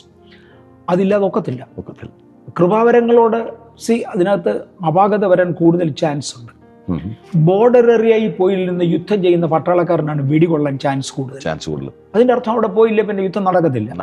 പെന്തിക്കോസ്തിൽ വന്നാലാണ്, അല്ലെങ്കിൽ കൃപാവരങ്ങൾ കൈകാര്യം ചെയ്യുമ്പോഴാണ് അപകട സാധ്യത കൂടുതൽ. അതിൻ്റെ അർത്ഥം അത് കൈകാര്യം ചെയ്യത്തില്ല, നല്ല കെയർഫുള്ളായിട്ട് കൈകാര്യം ചെയ്യും. ഇതൊരു ബിസിനസ് ആക്കിയവരുണ്ട്, നിശ്ചയമായിട്ടുണ്ട്. ദൈവം അവരോട് ക്ഷമിക്കത്തില്ല, ദൈവം അവരെ ശിക്ഷിക്കും. അത് അവരും ദൈവവും കൂടെ തീർക്കട്ടെ. ഞാനതിന് പോകാതെ എന്നെക്കൊണ്ട് കഴിയുന്നിടത്തോളം മാന്യതയിൽ ഞാൻ ദൈവവചനം ശുശ്രൂഷിക്കാനും പരിശുദ്ധാത്മാവിൻ്റെ കൃപാവരങ്ങളെല്ലാം തന്നെ കൈകാര്യം ചെയ്യാനും ഞാൻ അങ്ങേയറ്റം താല്പര്യപ്പെടുന്നുണ്ട്. എനിക്ക് തോന്നിയത് വിജയിക്കുന്നുണ്ട്. ഞാൻ ഓർക്കുന്നുണ്ട്, അസംബ്ലീസ് ഓഫ് ഗോഡിൻ്റെ ഓർഡൈൻ മിനിസ്റ്ററാണ് ഞാൻ. ഓർഡിനേഷന് വേണ്ടി ചെല്ലുന്ന സമയത്ത് എനിക്ക് ബൈബിൾ സ്കൂൾ ക്വാളിഫിക്കേഷൻസ് ഒന്നുമില്ല. അതുകൊണ്ട് അന്ന് ഇവിടെ ഉണ്ടായിരുന്ന ഒരു വെള്ളക്കാരൻ, ഡേവിഡ് ഗ്രാൻറ്റ്, ഞാൻ പേര് ഓർക്കുന്നുണ്ട്, അദ്ദേഹം ഇപ്പോഴും ജീവനുണ്ടെന്ന് എനിക്ക് തോന്നുന്നത്. അസംബ്ലീസ് ഓഫ് ഗോഡിൻ്റെ ഇവാഞ്ചലിസം ഡയറക്ടറോ എന്തോ ഒന്ന് അദ്ദേഹം, ഡോക്ടർ ഡേവിഡ് ഗ്രാൻറ്റാണ് എന്നോട് ചോദിച്ചത്, നിനക്ക് ബൈബിൾ സ്കൂൾ ബാക്ക്ഗ്രൗണ്ട് ഒന്നും ഇല്ല, why don't you do some course, at least correspondence course. അപ്പോൾ ഞാൻ അദ്ദേഹത്തോട് പറഞ്ഞു, you conduct a test and exam, I will appear for it, and if I satisfy you with the result, is it okay, you ask me any question. അദ്ദേഹം ഒരു പക്ഷേ PhD കണ്ടേക്കും, ഇല്ലെങ്കിലും ബാംഗ്ലൂരിൽ assemblies of ഗോഡിൽ ബൈബിളിൽ PhD ഒത്തിരി പേരുണ്ട്. May be one of them they conduct an examination in the required subject. Church history എന്നോട് ചോദിക്കരുത്. ചർച്ച് ഹിസ്റ്ററി അറിഞ്ഞ് ഒരുത്തം പോലും ക്രിസ്ത്യാനിയാകാൻ പോകുന്നില്ല, ഒരുത്തം പോലും ആകാൻ പോകുന്നില്ല. പിന്നെ കൗണ്ടർ ആർഗ്യുമെൻറ്റ്സ് എന്നോട് ചോദിക്കരുത്. അത് കേട്ടിട്ട് ഒരുത്തം പോലും ക്രിസ്ത്യാനിയാകാൻ പോകുന്നില്ല. എൻ്റെ പർപ്പസ് ഒരുത്തനെ കർത്താവിലേക്ക് നയിക്കുക, അതിനാവശ്യമുള്ള എന്ത് വേണേൽ ചോദിക്കാം. പക്ഷെ ഫണ്ടമെൻ്റൽ ബൈബിൾ എനിക്കറിയാം, അതിനകത്തൊന്നും ചോദിക്കാം. ഫണ്ടമെൻ്റൽ ബൈബിൾ എനിക്കറിയാം, അതില്ല പിന്നെ പറ്റത്തില്ല. ഉപദേശ സംഹിതകൾ എനിക്കറിയാം, അതിനെക്കുറിച്ച് ദയവായിട്ട് ചോദിക്കുക. I think I will write the exam and pass. ഇനി എനിക്ക് ഒരു ബൈബിൾ കോഴ്സ് എടുക്കാൻ താല്പര്യപ്പെടുന്നില്ല എന്ന് പറഞ്ഞു. അപ്പോൾ അദ്ദേഹം എന്നോട് പറഞ്ഞു, അങ്ങനെ ആണെങ്കിൽ ഓർഡിനേഷൻ തൽക്കാലം ഞാനും സസ്പെൻഡ് ചെയ്യുകയാണ്, ഐ ഡോണ്ട് റെക്കമെൻഡ്. ഞാൻ പറഞ്ഞു, സാറേ വളരെ ഉപകാരം, ഞാൻ ഇങ്ങനെ അങ്ങ് പൊയ്ക്കോളാം, എനിക്കിപ്പോൾ ഒരു ഓർഡിനേഷൻ കൊണ്ടൊന്നും സാധിക്കാനുമില്ല, ചർച്ചയിൽ നിന്ന് ശമ്പളം ഒന്നും തരത്തില്ല, ഞാനിത് പ്രതീക്ഷിക്കുന്നുമില്ല, so I don't need an ordination really. ഞാൻ ഇനി പോയിരിക്കും. ഒരു 10 മിനിറ്റ് കഴിഞ്ഞപ്പോൾ ഒരാൾ ഒരു മോട്ടോർ സൈക്കിൾ എൻ്റെ പുറകെ വരുന്നു, വന്ന് എന്നോട് പറഞ്ഞു, തിരിച്ചു വിളിക്കുന്നു, വരാൻ പറഞ്ഞു. ഞാൻ തിരിച്ചു ചെന്നു. ഡിസ്ട്രിക്റ്റിൻ്റെ സൂപ്രണ്ട് പറഞ്ഞു, കഴിഞ്ഞ 3 വർഷമായി, ഒരു വർഷം 200-ലധികം അക്രൈസ്തവരെ കർത്താവിലേക്ക് കൊണ്ടുവരുന്നവനെയാണ് നീ പറഞ്ഞു വിട്ടത്. ഇവിടെ PhD ഉള്ളവരുണ്ട്, അവരെ കൊണ്ട് 10 പേരെ സ്നാനപ്പെടുത്താൻ പറ്റിയിട്ടില്ല ഈ 3 വർഷം കൊണ്ട്. ഇവൻ 200 കുറയാതെ ആത്മാക്കളെ കൊണ്ടുവരുന്നതാണ്, നീ അവനെയാണ് നിരുത്സാഹപ്പെടുത്തി വിട്ടത് എന്ന് പറഞ്ഞു. അതുകൊണ്ട് ഇയാൾ എന്നെ തിരിച്ചു വിളിപ്പിച്ച ഡേവിഡ് ഗ്രാൻറ്റ് എന്നെ തിരിച്ചു വിളിച്ചത്. ഡേവിഡ് ഗ്രാൻറ്റ് എന്നെ തിരിച്ചു വിളിപ്പിച്ചു പറഞ്ഞു, ഐ എം സോറി, കാര്യം ദൈവം നിന്നെ പ്രയോജനപ്പെടുത്തുന്നുണ്ട്, ഉപയോഗിക്കുന്നുണ്ട്, but I want to ask you questions. കാരണം ഞാനിവിടെ വന്ന് ദൈവം നിന്നെ ഉപയോഗിക്കുന്നുള്ള ഒറ്റ കാരണത്താൽ നിനക്ക് ഓർഡിനേഷൻ റെക്കമെൻഡ് ചെയ്യാൻ എനിക്കൊക്കത്തില്ല. ഓർഡിനേഷൻ തരുവോ തരാതിരിക്കോ നിങ്ങളുടെ കമ്മിറ്റിയാണ്, ഞാനല്ല. പക്ഷേ എന്നെ ഒരു സീനിയർ ലെവലിലൂടെ വിളിച്ചിരുത്തി ചോദിച്ചതുകൊണ്ട് if I have to recommend I should know your Bible knowledge. നമ്മൾ ചോദിച്ചാട്ടെന്ന് പറഞ്ഞ് അദ്ദേഹം കുറച്ച് നേരം ചോദിച്ചു. അദ്ദേഹം സ്ട്രോങ്ലി റെക്കമെൻഡഡ് എന്ന് പറഞ്ഞ് എഴുതിയിട്ടു. എനിക്ക് ഓർഡിനേഷൻ കിട്ടുകയും ചെയ്തു. ഞാൻ ഇതുകൊണ്ട് എന്ത് സാധിക്കുന്നു എന്ന് ചോദിച്ചിട്ട് ഞാനൊരു കാര്യം പഠിക്കാറുള്ളൂ, എനിക്കത് ആവശ്യമുണ്ടോ. ഇന്ന് ഡെയിലി ബേസിസിൽ 4-5 പ്രാവശ്യമാണ് AI-യുടെ ക്ലാസ് ഉണ്ട്, ആർട്ടിഫിഷ്യൽ ഇൻ്റലിജൻസിൻ്റെ ക്ലാസ് ഉണ്ട്, അതിന് ചേര് എന്നും പറഞ്ഞുകൊണ്ട് വരുന്നത്. കമ്പ്യൂട്ടറിൻ്റെ ഇന്നതിൻ്റെ ക്ലാസ് ഉണ്ട്. ഞാൻ പറയുന്ന 79-ാമത്തെ വയസ്സ് ഞാൻ ഇനി അത് പഠിക്കാൻ പാനും. ഇതൊന്നും എളുപ്പമുള്ള കാര്യമല്ല. അതിനേക്കാൾ ഭേദം ഞാൻ ചെയ്യുന്ന ജോലി എനിക്ക് പ്രയോജനമുള്ളത്. ഞാൻ ഇനി AI പഠിക്കാൻ താല്പര്യപ്പെടുന്നില്ല. ഉണ്ടേ നല്ലതാണ്. നമ്മുടെ കുഞ്ഞുങ്ങളുണ്ട്, അവരുടെയും കമ്പ്യൂട്ടറിൻ്റെ കാര്യം ആവശ്യമുള്ളപ്പോൾ ചോദിക്കും, മോനെ ഇതൊന്നും ചെയ്തു തരാമോ. എൻ്റെ സ്വന്തം ടെലിഫോൺ സെറ്റപ്പ് ചെയ്യാൻ എനിക്കറിയത്തില്ല, എൻ്റെ പല കാര്യങ്ങളും സെറ്റ് ചെയ്യാൻ എനിക്കറിയത്തില്ല. ഞാൻ ഇവരുടെ അടുക്ക് ചെല്ലും, മോനെ ഇതൊന്നും ചെയ്തു തരാമോ. കാര്യം നിനക്കിത് അറിയാം, ചെയ്തു തരാം. ഞാനിത് പഠിച്ചു വരണേ എൻ്റെ 5 മണിക്കൂർ പോകും. അത് എന്തെങ്കിലും പ്രയോജനപ്പെടുന്ന കാര്യത്തിന് ഉപയോഗിക്കാമല്ലോ. അങ്ങനെ ഒരു ടൈം ദൈവസന്നിധിയിൽ ചിലവഴിക്കുന്നത്, എൻ്റെ ടൈം എന്തിനു ഉപയോഗിക്കണം, ഞാനിത് കണ്ടുപിടിക്കാറുണ്ട്. ഞാൻ അങ്ങനെ ചെയ്യാറുള്ളൂ. യങ് ജനറേഷൻ ദൈവത്തിങ്കിൽ വരണമെങ്കിൽ കൃപാവരങ്ങളുടെ ശുശ്രൂഷയില്ലാതെ ഒക്കത്തില്ല. ഇവിടെ പ്രവാചകന്മാർ വരും, സാമച്ചൻ പാസ്റ്റർ ഉൾപ്പെടെ പ്രവാചകന്മാർ വരും. അതിൽ പലരും പേര് പറഞ്ഞ് പ്രവചിക്കുന്നവർ. എന്നോട് ആളുകൾ ചോദിച്ചിട്ടുണ്ട്, നിങ്ങളുടെ ചർച്ച വരുന്നവരുടെ പേര് നിനക്കറിഞ്ഞൂടെ? അറിയാം. പിന്നെ നിനക്ക് എന്ത് ആത്മീയ വർധനയുണ്ട്? ഇത് കേൾക്കുന്നതുകൊണ്ട്, പേര് കേൾക്കുന്നതുകൊണ്ട് നിനക്ക് എന്ത് ആത്മീയ വർധനയുണ്ട്? മോനെ, ദൈവസാന്നിധ്യം വെളിപ്പെടുമ്പോൾ ആത്മീയന് മാത്രമേ തിരിച്ചറിയത്തുള്ളൂ. ദൈവസാന്നിധ്യം വെളിപ്പെട്ടിട്ടില്ലെന്നുണ്ടെങ്കിൽ പേര് വെളിപ്പെടത്തില്ല. ദൈവസാന്നിധ്യം വെളിപ്പെട്ടപ്പോഴാണ് പേര് വെളിപ്പെട്ടത്. സാന്നിധ്യം വെളിപ്പെടുമ്പോൾ ആത്മീയന് മാത്രം അതിൻ്റെ ആത്മീയ അനുഭവം തിരിച്ചറിയാം, മറ്റവന് ഒരു പിടിയും കിട്ടുകയില്ല. നമ്മുടെ താങ്കൾക്ക് ഇതിനകത്തൊന്നും ഒരു ആത്മീയ വർധനയും ഉണ്ടാകുന്നില്ലെങ്കിൽ നിങ്ങളുടെ സ്പിരിച്വൽ ലെവൽ എനിക്ക് മെഷർ ചെയ്യാൻ കഴിയും. ഇതിനകത്ത് ഒത്തിരി കാര്യമുണ്ട്. ഇവിടെ ഒരു 3-4 കുഞ്ഞുങ്ങൾ ഇരിക്കുന്ന സമയത്ത് ഒരു സ്ത്രീ ഇതിനകത്തോട്ട് കയറി വരുമ്പോൾ പിള്ളേരൊന്നും അനങ്ങത്തില്ല. പക്ഷെ ആ സ്ത്രീയുടെ കുഞ്ഞ് ഇതിനകത്തോട്ട് ചാടുന്നത് കാണും. ആ അമ്മയുടെ സാന്നിധ്യം കുഞ്ഞ് മനസ്സിലാക്കും. ഇതുപോലെ ദൈവ സാന്നിധ്യം ആത്മീയൻ മനസ്സിലാക്കും. എൻ്റെ പേര് ഇതുവരെ ആരും വിളിച്ചിട്ടില്ല. എൻ്റെ കേക്ക് അല്ലാതെ പ്രാർത്ഥിച്ച് സാമൂഹ്യ പാസ്റ്റർ പ്രാർത്ഥിച്ച് എൻ്റെ പേര് പറഞ്ഞിട്ടുണ്ടെന്ന് അറിഞ്ഞു. അങ്ങനെയാണ് ഞങ്ങൾ തമ്മിൽ കോൺടാക്ട് ചെയ്യുന്ന ആദ്യമേ. തിരുവല്ലയിൽ ഇരുന്നുകൊണ്ട് ബാംഗ്ലൂരിൽ എന്നെക്കുറിച്ച് അദ്ദേഹം ഒരു ദൂത് പറഞ്ഞു എന്നൊക്കെ അറിഞ്ഞു. അങ്ങനെ ഞങ്ങൾ ആദ്യം തമ്മിൽ കോൺടാക്ട് ചെയ്തത്. പേര് പറയുന്ന ശുശ്രൂഷന്മാരെ പലരെ കണ്ടിട്ടുണ്ട്. എനിക്കതിനകത്ത് ഭയങ്കര ആത്മസാന്നിധ്യം കിട്ടും. കാര്യം ദൈവ സാന്നിധ്യം വെളിപ്പെടുമ്പോൾ എനിക്കതിനകത്തൊരു സന്തോഷം. മറ്റവർക്കൊന്നുമില്ല. പക്ഷേ നമ്മളിപ്പോൾ ഇവിടെ ഇരിക്കുക AC ഓണം. ഒരു കുഷ്ഠരോഗി ത്വക്ക് മുഴുവനും കുഷ്ഠമാണെന്നുണ്ടെങ്കിൽ അവൻ AC ഓൺ ചെയ്തിട്ട് എന്താ ഓഫ് ചെയ്തിട്ട് എന്താ അവനെ തിരിച്ചറിയത്തുമില്ല. നമുക്ക് തിരിച്ചറിയാം. കാര്യം നമുക്ക് കൃപയാൽ അത് സെൻസ് ചെയ്യാം. ഇതുപോലെ ദൈവ സാന്നിധ്യം സെൻസ് ചെയ്യാൻ കഴിയുന്ന ഒരാൾ. നമ്മുടെ ചെറുപ്പക്കാരിൽ ഒരുപാട് പേര് സത്യമായി ആത്മാർത്ഥതയുള്ളവരാ. നമ്മുടെ കുഞ്ഞുങ്ങൾ ഒത്തിരി പേര് ആത്മാർത്ഥതയുള്ളവരാ. ദൈവസാന്നിധ്യം സെൻസ് ചെയ്യാൻ അവർക്ക് കഴിയും. ആ സാന്നിധ്യം നമ്മുടെ ചർച്ചിൽ ഉണ്ടാക്കി കൊടുത്താൽ യങ്ങർ ജനറേഷൻ അകത്ത് നിൽക്കും. നിശ്ചയമായും തലമുറയുടേതായ പ്രശ്നങ്ങൾ ചിലതുണ്ട്. അതവരെ പറഞ്ഞു മനസ്സിലാക്കാൻ അവരെക്കാൾ ട്രെയിനപ്പ് ചെയ്ത യങ്സ്റ്റേഴ്സ് തന്നെ അതിനെ കയറെടുക്കണം. എന്നെ കൊണ്ടൊക്കില്ല. ഞാനിപ്പോൾ പറയാൻ പോയി കഴിഞ്ഞാൽ പലതിനും ഞാൻ മാതൃകയല്ല. കാര്യം അവരുടെ ജനറേഷൻ ഗ്യാപ്പ്. പക്ഷെ വളരെ സീരിയസ് ആയി ഒരു 2-3 ദിവസമായി പരിശുദ്ധാത്മാവ് എൻ്റെ ഹൃദയത്തിൽ ഇടപെട്ടുകൊണ്ടിരിക്കുന്ന ഒന്നാണ്. അന്ത്യകാലമാകുമ്പോൾ ഞാൻ ഏലിയ പ്രവാചകനെ അയക്കും. അവൻ അപ്പന്മാരുടെ ഹൃദയം മക്കളിലേക്കും മക്കളുടെ ഹൃദയം അപ്പന്മാരിലേക്കും നിരപ്പിക്കും എന്നുള്ള വാക്ക് വെച്ചുകൊണ്ട് ജനറേഷൻ ഗ്യാപ്പ് റെഡ്യൂസ് ചെയ്ത് പ്രായമുള്ളവരെയും യൗവനക്കാരെയും ഒരുപോലെ ആക്കാൻ, അല്ലെങ്കിൽ ആ ഗ്യാപ്പ് ഒന്ന് റെഡ്യൂസ് ചെയ്യാൻ ദൈവത്തോട് പ്രാർത്ഥിക്കണം എന്നെനിക്ക് തോന്നാൻ തുടങ്ങിയിട്ടുണ്ട്. തുടങ്ങിയില്ല, ഇതുവരെയും തുടങ്ങിയില്ല. വിതിൻ വീക്സ് ഞങ്ങൾ സ്റ്റാർട്ട് ചെയ്യും. കാരണം പരിശുദ്ധാത്മാവിനോട് ഇടപെട്ടുകൊണ്ടിരിക്കുകയാണ്. ഈ വാക്യത്തിൻ്റെ അർത്ഥം എന്തോ ഇതാണ് അർത്ഥമെങ്കിൽ ഈ ജനറേഷൻ ഗ്യാപ്പ് റെഡ്യൂസ് ചെയ്യണം. കാര്യം കഴിഞ്ഞ തലമുറ പിള്ളേർക്ക് മാതൃകയാകാൻ കഴിയും. അത് ഞാൻ ചെയ്തുകൊണ്ടിരിക്കുക. എൻ്റെ അഭിപ്രായം അതാ പാസ്റ്ററെ. വളരെ വളരെ സന്തോഷം പാസ്റ്റർ. ആ ഒരു വില്ലിംഗ് ടു ലേൺ, ഈ പ്രായത്തിലും വില്ലിംഗ് ടു ലേൺ, അതൊരു വലിയ കാര്യമാണ് എന്ന് പറഞ്ഞാൽ ആ ഇതിലൊരു അറിവ് നേടുക. 2, പരിശുദ്ധാത്മാവിൻ്റെ സാന്നിധ്യത്തിൽ നമുക്ക് തലമുറകളെ പിടിച്ച് നിർത്താം. അപ്പം ഇത് പുതിയ പല ചർച്ചകൾക്കും ഇതൊരു ബോധവൽക്കരണമാകട്ടെ. കാരണം സാന്നിധ്യമില്ലാതെ പുതിയ ജനത്തെ പിടിച്ചു നിർത്താൻ പുതിയ തലമുറ പിടിച്ചു നിർത്താൻ പറ്റും. നെഗറ്റീവ് എക്സാമ്പിളാ.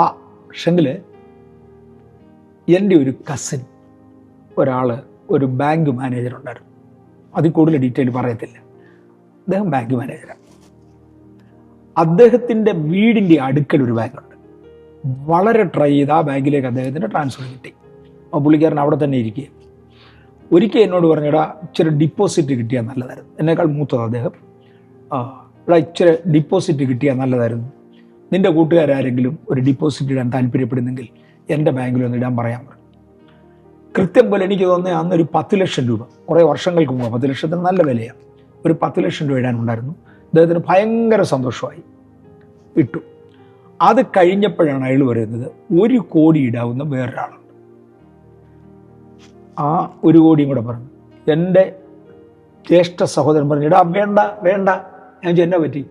1 കോടി ഇപ്പം ഇതിന് എക്സ്ട്രാ ഒരു ഡിപ്പോസിറ്റ് വന്നാൽ ബാങ്കിൻ്റെ ഗ്രേഡ് കളരും. ഇപ്പം ഒരു ലെവലിലാണ്, അതിൻ്റെ ഗ്രേഡ് കളരും. ഗ്രേഡ് കളന്നാൽ പിന്നെ എൻ്റെ വേക്കൻസി ഇല്ല. എനിക്ക് സ്ഥലം മാറ്റം വരും. എനിക്ക് എൻ്റെ ലോക്കൽ ബ്രാഞ്ചിൽ ഇരിക്കാനും പറ്റില്ല. അതുകൊണ്ട് എനിക്ക് വേണ്ട. പല ഉദ്ദേശമാർക്കും അറിയാം, പുതിയ ആളുകൾ വന്നാൽ നമ്മുടെ ഇതൊന്നും ഇല്ല. അതൊരു വലിയൊരു ഇത് പ്രാക്ടിക്കൽ എക്സാമ്പിളാണ് ഞാനീ പറയുന്നത്. അനുഭവിച്ചതാണ്. കാര്യം ഓരോന്ന് പഠിപ്പിക്കാൻ ദൈവം ചെയ്യുന്നത്. പക്ഷെ ഞാനായിട്ട് ചർച്ച നടത്തുന്നില്ല, പരിശുദ്ധാത്മാവാണ് നടത്തുന്നത്. അതുകൊണ്ട് ദൈവത്തിന് എന്നെ വേണം, എവിടെ വെച്ചേക്കാൻ വേണ്ട എടുത്ത് കളി ധരിച്ചിട്ട് അത് കവിഞ്ഞൊന്നുമില്ല.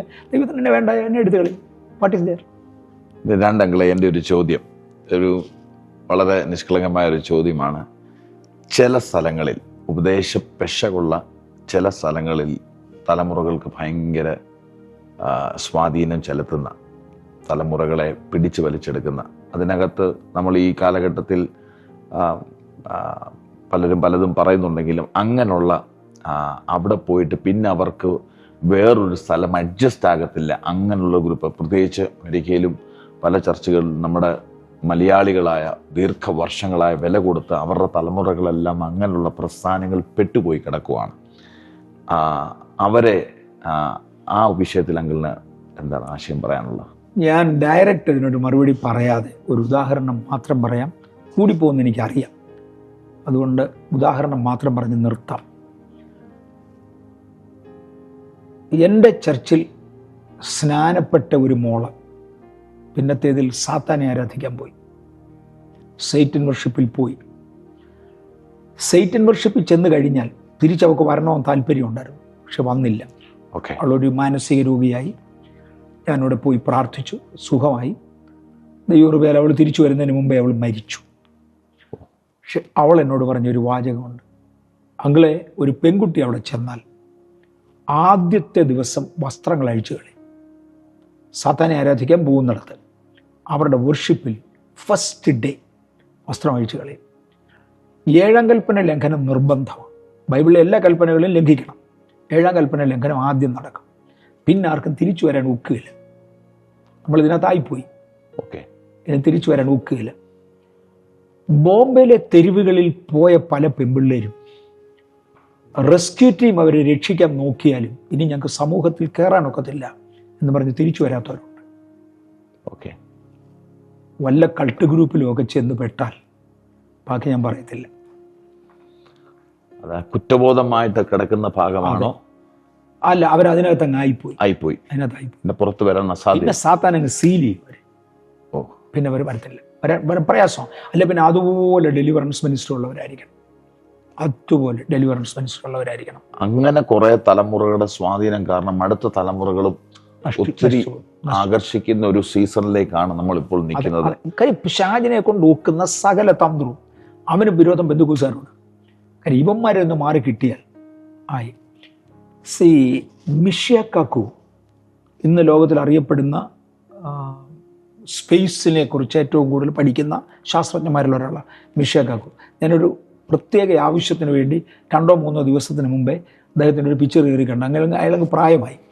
ചെറുപ്പക്കാരനായിട്ടിരിക്കുന്ന പിക്ചർ എൻ്റെ ഉണ്ട്. അപ്പം അങ്ങ് പ്രായമായി. ഞാൻ പിക്ചർ എടുത്തില്ല. അദ്ദേഹം പറയുന്ന ചില പ്രസ്താവനകളുണ്ട്. ഏലിയൻസിൻ്റെ ടെക്നോളജി നമുക്ക് തരാൻ അവർക്ക് താല്പര്യവും, അവർ വില്ലിങ്. ഏലിയൻ ടെക്നോളജി മനുഷ്യന് കൈമാറാൻ അവർ വില്ലിങ് ആണ്. പക്ഷെ അവരുടെ കണ്ടീഷനിൽ number 1, Bible should be avoided. ഏലിയൻസിന് ഇത് പറ്റുകയില്ല. ഒരു താത്താൻ അങ്ങനെ ഇതിൻ്റെ മുന്നേ നിൽക്കുന്നത്. ബൈബിൾ ഷുഡ് ബി അവോയ്ഡഡ് ഒരു കണ്ടീഷനാണ്. ചുമ്മാ അല്ല പല രാജ്യങ്ങളിൽ നിന്നും ബൈബിൾ എടുക്കരുതെന്നൊക്കെ പറയുന്നത്. ഏലിയൻ ടെക്നോളജി കൈമാറാൻ അവർ തയ്യാറാണ്. സ്റ്റീഫൻ ഹോക്കിങ്സ് പറഞ്ഞിരുന്ന ചില വാചകങ്ങളും ഇന്നത്തെ അറ്റ്ലസ് അതിനെക്കുറിച്ചുള്ള പഠനങ്ങളും രണ്ടും കൂടെ കമ്പയർ ചെയ്തിട്ടുണ്ട്. ഇതില്ലെന്ന് ഒരു കാലത്ത് പറഞ്ഞുകൊണ്ടിരുന്നു, ഇന്ന് അവർ തന്നെ വരികയാണെന്ന് അങ്ങ് ഉറപ്പാണ്. ഞാനിപ്പോൾ ഈ റോഡിലൂടെ പോകുന്ന കൂട്ടത്തിൽ എനിക്ക് ഒരു ചായ കുടിക്കണമെന്നിരിക്കട്ടെ. അപ്പോൾ ചായക്കടകളുള്ള ഏരിയയിൽ ചെല്ലുമ്പോൾ ഞാൻ വണ്ടി ഓടിക്കുന്ന ആളോട് ഒരു മോനെ ഒന്ന് പതുക്കെ പോകണമെന്ന് പറയും. കാര്യം അവിടെ കട ഏതുണ്ടെന്ന് നോക്കാനാണ്. ഇതുപോലെ ഈ അറ്റ്ലസ് യാത്ര ചെയ്യുമ്പോൾ ചില ഗ്രഹങ്ങൾ എടുത്ത് വരുമ്പോൾ സ്ലോ ചെയ്യും. സ്പീഡ് ഡ്രാസ്റ്റിക് ആയിട്ട് കുറയും. വേറെ ചില ഗ്രഹങ്ങൾ എടുക്കുക ചിലപ്പോൾ ഫാസ്റ്റായിട്ട് പോകും. എന്താ പറയുക, വേരിയിങ് സ്പീഡ്. അതിന് എവിടെ ഒബ്സർവ് ചെയ്യണം, ആരോട് സംസാരിക്കണം, അവിടെ നിർത്തും. ശാസ്ത്രജ്ഞന്മാർ ഭയന്നിരിക്കുക. എടാ, ഇത് ജനറലി മീഡിയക്കകത്ത് കിടപ്പുണ്ട്. ആ ഏരിയയിൽ ഇൻട്രസ്റ്റ് ഉള്ളവർ അതിനകത്ത് കയറും. അവർ കാണും. ഞാൻ കയറും. എല്ലാ ദിവസവും ഞാൻ 3 പ്രാവശ്യം എങ്കിലും കയറിയിട്ട് എന്തുകൊണ്ട് ലേറ്റസ്റ്റ് ഡെവലപ്മെന്റ്സ് എന്ന് ഞാൻ നോക്കും. ഇങ്ങനെ നിർത്തി നോക്കിക്കൊണ്ടിരിക്കണം. അവർ 100% പറഞ്ഞു ഇത് ഒരു നാച്ചുറൽ ഐറ്റം അല്ല. 2 വിൻഡോ ഉണ്ട് അതിന്. ഞാൻ ഈ ഒരു ബോട്ടിൽ എടുത്ത് ഏറെക്കുറെ കാണിക്കാം. ഇതുപോലൊരു ലോങ് ഷേപ്പ് അത് എടുക്കും. ഈ ലോങ് ഷേപ്പ് എടുക്കുന്ന സമയത്ത് ഇവിടെ ഒരു വിൻഡോ കാണാം, ഇവിടുന്ന് ലൈറ്റ് വരുന്നത് കാണാം. ഇവിടെ ഒരു വിൻഡോ ഉണ്ട്, അവിടുന്ന് ഒരു ലൈറ്റ് വരുന്നത് കാണാം. ഇവർ പറയുന്നത് ഇൻഡസ്ട്രിയൽ മെറ്റീരിയൽ കൊണ്ട് ഉണ്ടാക്കിയ വിൻഡോയാണത്. ഇത് രണ്ടും. അവിടുന്ന് 2 ലൈറ്റ് പുറത്ത് വരുന്നുണ്ട്. ഇത് നാച്ചുറൽ അല്ലെന്നുള്ളത് ഉറപ്പിൻ്റെ ഉറപ്പാണ്. ചിലപ്പോൾ അങ്ങോട്ട് തിരിയും, ചിലപ്പോൾ ഇങ്ങോട്ട് തിരിയും. ചില സമയത്ത് ഇതിൻ്റെ ഷേപ്പ് മാറും, ഇതിൻ്റെ കളറ് മാറും. ഇതെല്ലാം സംഭവിക്കുന്നുണ്ട്. എനിക്ക് തോന്നുന്നു എന്നെപ്പോലെ വിദ്യാഭ്യാസം കുറവുള്ള ഒരാളിന് ഈ ഏരിയയിൽ പറയാൻ എനിക്കൊന്നും അറിഞ്ഞുകൂടാ. എന്നെപ്പോലെ വിദ്യാഭ്യാസം കുറവുള്ള ഒരാളിന് അത് എന്തോ കളർ ലൈറ്റിൻ്റെ ഫ്രീക്വൻസിയുടെയാണ്, അതിനകത്ത് ആ കളർ ഇങ്ങോട്ട് വരുന്നു മറ്റടുത്ത് മാറുന്നൊക്കെ പറയാം. പക്ഷെ ഇതിനെക്കുറിച്ച് കംപ്ലീറ്റ് അറിയാവുന്ന ശാസ്ത്രജ്ഞന്മാരോരൊന്ന് വി ആർ അഫ്രൈഡ്. എന്തുവായി നടക്കുന്നതെന്ന് അറിഞ്ഞുകൂടാ, അവർ ഭയന്നിരിക്കുക എന്നാ പറയുന്നത്. ആ സാഹചര്യത്തിൽ വരെ നമ്മൾ വന്നു.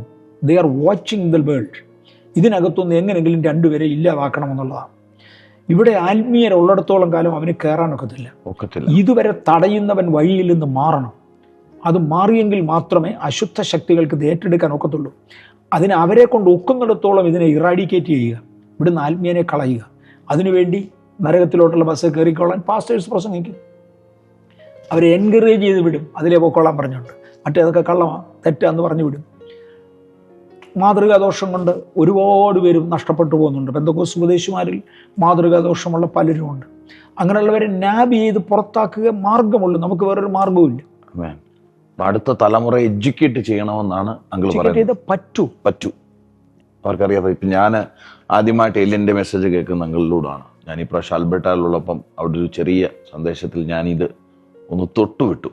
പലർക്കും അത് കേൾക്കാൻ ഇഷ്ടമില്ലാത്ത ഒരു ഗ്രൂപ്പായിരുന്നെങ്കിലും ഞാനൊന്ന് തൊട്ടുവിട്ടു. എന്നിട്ട് അവർക്കൊരു ലിങ്ക് ഞാൻ പറഞ്ഞു, നിങ്ങൾ ചോദിച്ചാൽ ഒരു ലിങ്ക് തരാൻ. കാരണം നിങ്ങൾ ഈ പ്രാവശ്യം ന്യൂയോർക്കിൽ അത് തൊട്ടുവിട്ടായിരുന്നു, ഈ ആൽബർട്ടയെ കുറിച്ചും തൊട്ടുവിട്ടു. അവിടെ ആ ഭാഗമാണ് പറഞ്ഞത്. അപ്പം അവിടുത്തെ ഒത്തിരി ജനറേഷൻ ആ ചെറുപ്പക്കാർ അവരാദ്യമായിട്ടാണ് കുറെ ചിഹ്നങ്ങളെക്കുറിച്ച് പഠിപ്പിച്ചു. കുറെ ചിഹ്നങ്ങൾ, അതിൻ്റെ സൈൻ്റെ അർത്ഥങ്ങൾ പറഞ്ഞു. പല ടാറ്റൂസിൻ്റെയും ഷേപ്പുകൾ അതാണ് US പല ടാറ്റൂസിൻ്റെയും. അപ്പോൾ അവർക്കത് വലിയ ബ്ലെസ്സിങ് ആയിരുന്നു. അപ്പോൾ ഇതിൻ്റെ അർത്ഥം ഇതാണ്. അവർക്ക് they are not knowing that, അതിൻ്റെ അർത്ഥം അതാണോ. അപ്പം ആ ടാറ്റു അടിക്കുമ്പം ആ ഒരു സ്വാധീനം. So that class was really blessed. അത് ഭയങ്കര. അതുകൊണ്ട് അങ്കിൾ പറയുന്നത് അങ്ങനെയുള്ള ബോധവൽക്കരണം പുതിയ തലമുറയ്ക്ക് കൊടുക്കണം. വടക്കേ ഇന്ത്യക്കാരനൊരാൾ എന്നതാ ആഘോരി മന്ത്രവാദി. അഘോരി മന്ത്രവാദി കുടുംബത്തിൽപ്പെട്ടവന്. അവൻ അഘോരി മന്ത്രവാദി അല്ല അവന്, പക്ഷെ ആ കുടുംബത്തിൽപ്പെട്ടവന്. അവന് ഒരു ക്രിസ്ത്യൻ പെണ്ണുമായി ലവ് അഫെയറിലായി. ആന്ധ്രാക്കാരെത്തി ഒരു ക്രിസ്ത്യൻ പെണ്ണുമായി, രണ്ടും കൂടെ കല്യാണിച്ചു. ഇപ്പോൾ ആ ചെറുക്കന് ഭൂതം. അവന് ഭൂതമായതുകൊണ്ട് കാര്യം അവനെ മന്ത്രവാദത്തിന് പോകുന്നില്ല, അവനെ ജീവിക്കാൻ പറ്റുന്നില്ല. അങ്ങനെ ഈ പെണ്ണ് അവനെ വിളിച്ചുകൊണ്ട് പ്രാർത്ഥിക്കാൻ വന്നപ്പോൾ ഞാൻ അവരോട് പറഞ്ഞ, കർത്താവിന് വേണ്ടി നിങ്ങൾ കംപ്ലീറ്റ് ആയിട്ട് വേർതിരിഞ്ഞ് നിന്നാൽ ഞാൻ പ്രാർത്ഥിക്കാം. അല്ലെങ്കിൽ എൻ്റെ പ്രാർത്ഥന കൊണ്ട് അർത്ഥമില്ല. നിങ്ങൾക്ക് സത്യം കാണിച്ചു തരണമെന്ന് ഞാൻ പ്രാർത്ഥിക്കും, പക്ഷെ അതുകൊണ്ട് ഒരർത്ഥവുമില്ല, നിങ്ങൾ തന്നെ തീരുമാനിച്ചാൽ പറ്റുമെന്ന് പറഞ്ഞു. അത് കഴിഞ്ഞപ്പോൾ അവൻ പറഞ്ഞ ഒരു ഏരിയ, അവൻ പറഞ്ഞു, ഞാൻ കാണിക്കുന്ന എല്ലാം എൻ്റെ ഭാര്യയും കാണിക്കും. അവൾ ക്രിസ്ത്യനാ, ഞാൻ അഘോരി, ഇത്രയും വ്യത്യാസമേ ഉള്ളൂ. എനിക്കൊരു ദിവസം പൂജ നടത്താതെ കിടന്നുറങ്ങാൻ ഒക്കത്തില്ല. ഈ പെണ്ണ് ഞങ്ങളുടെ ഗ്രൂപ്പല്ല, അത് കാരണം പൂജ നടത്താതെ എനിക്ക് കിടന്നുറങ്ങാൻ ഒക്കത്തില്ല. സാധാരണ ഒരുത്തൻ ഈ പൂജ നടത്തണമെങ്കിൽ 1 ലക്ഷത്തിനടുത്തിലാവും. ഒറ്റ പൂജയ്ക്ക് 1 ലക്ഷത്തിലധികമാകും. എനിക്ക് 111 രൂപയുടെ ചിലവേ ഉള്ളൂ. അവൻ പറയുന്നത് കാര്യം പൂജ മെറ്റീരിയൽസ് വാങ്ങിക്കാൻ ഇത്രയും ചിലവേ ഉള്ളൂ. ബാക്കി ഇതിന് ആളുകൾക്കുള്ള ചാർജ് അതെൻ്റെ ഫാമിലി തന്നെ ചെയ്തു. അതുകൊണ്ട് എനിക്ക് ചാർജ് കൊടുക്കണ്ട. എനിക്ക് 111 രൂപയ്ക്ക് ഒരു പൂജ നടക്കും. ഞാൻ പൂജ ചെയ്തുകൊണ്ടാണ് നടക്കുന്നത്. ഇല്ലെങ്കിൽ എനിക്ക് നടക്കാൻ ഒക്കത്തില്ല, എന്നെ തട്ടും. ഈ ശക്തികൾ കൂടുണ്ട് പറഞ്ഞതാണ്. ഇത് കഴിഞ്ഞേച്ച് അവന് എന്നോട് ചോദിച്ച ചോദ്യമാണ്, I have a small ornament here. അവൻ്റെ ചെവിയിലിട്ടിട്ടുണ്ട്.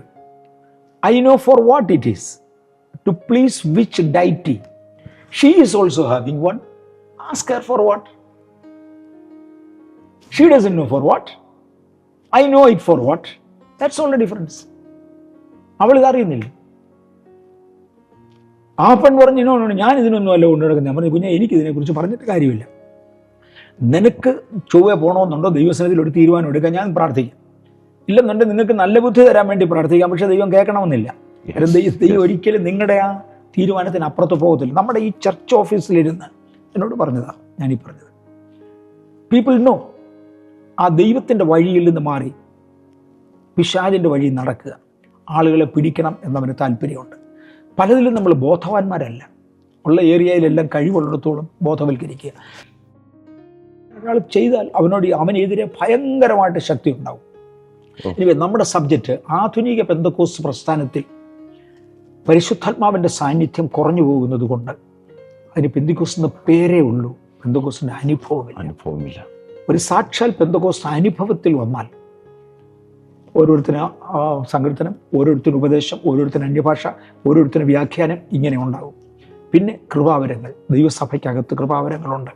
ഞാൻ പറഞ്ഞു മാർത്തോമാക്കാർ ഉണർവ് വന്ന കാലത്ത് അവർക്കുണ്ടായിരുന്നു. റോമൻ കത്തോലിക്കരുടെ കരിസ്മറ്റിക് മൂവ്മെന്റിനകത്ത് അവർക്ക് കൃപാവരങ്ങളുണ്ടല്ലോ. ദൈവം അവരെ ഏൽപ്പിക്കുന്നു. ഈ കരിസ്മറ്റിക് മൂവ്മെന്റ് മുഖേന മുന്നോട്ട് വന്നതിൽ ഒത്തിരി പേര് സ്നാനപ്പെടുന്നത് ഞാൻ കാണുന്നു. കരിസ്മറ്റിക് മുഖേന, കാരണം പരിശുദ്ധാത്മാവിനെ ഒരു ഏരിയയിൽ അംഗീകരിച്ച് തുടങ്ങുമ്പോൾ അതിനെക്കുറിച്ചുള്ള പരിജ്ഞാനം ദൈവം കൂടുതലായിട്ട് കൊടുക്കും. അങ്ങനെ പലരും മുന്നോട്ട് വരുന്നത് ഞാൻ കാണുന്നു. ഇൻ ഹൺഡ്രഡ്സ്, ഒന്നും രണ്ടും ഒന്നുമല്ല, ഞാൻ കാണുന്നു.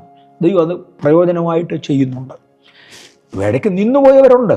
അപ്പം അതിപ്പോൾ എന്ത് ചെയ്യാൻ, ഒന്നും അറിയാത്തവരുണ്ട്. ചിലർ മുന്നോട്ട് വരും, വന്ന് കംപ്ലീറ്റ് ആകത്തില്ല. ആ കൃപാവരങ്ങൾ കൊണ്ട് അവരങ്ങ് നിർത്തും, ഉപദേശത്തിലോട്ട് ഇറങ്ങത്തില്ല.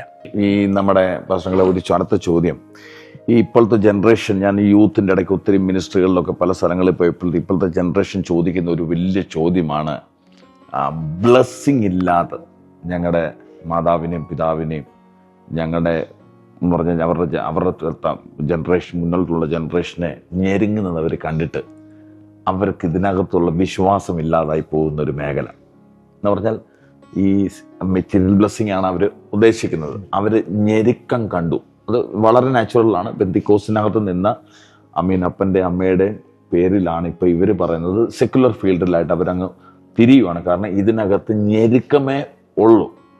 അങ്ങനെ പറയുന്നവരോട് അങ്കിളിന് എന്താണ് പറയാനുള്ളത്?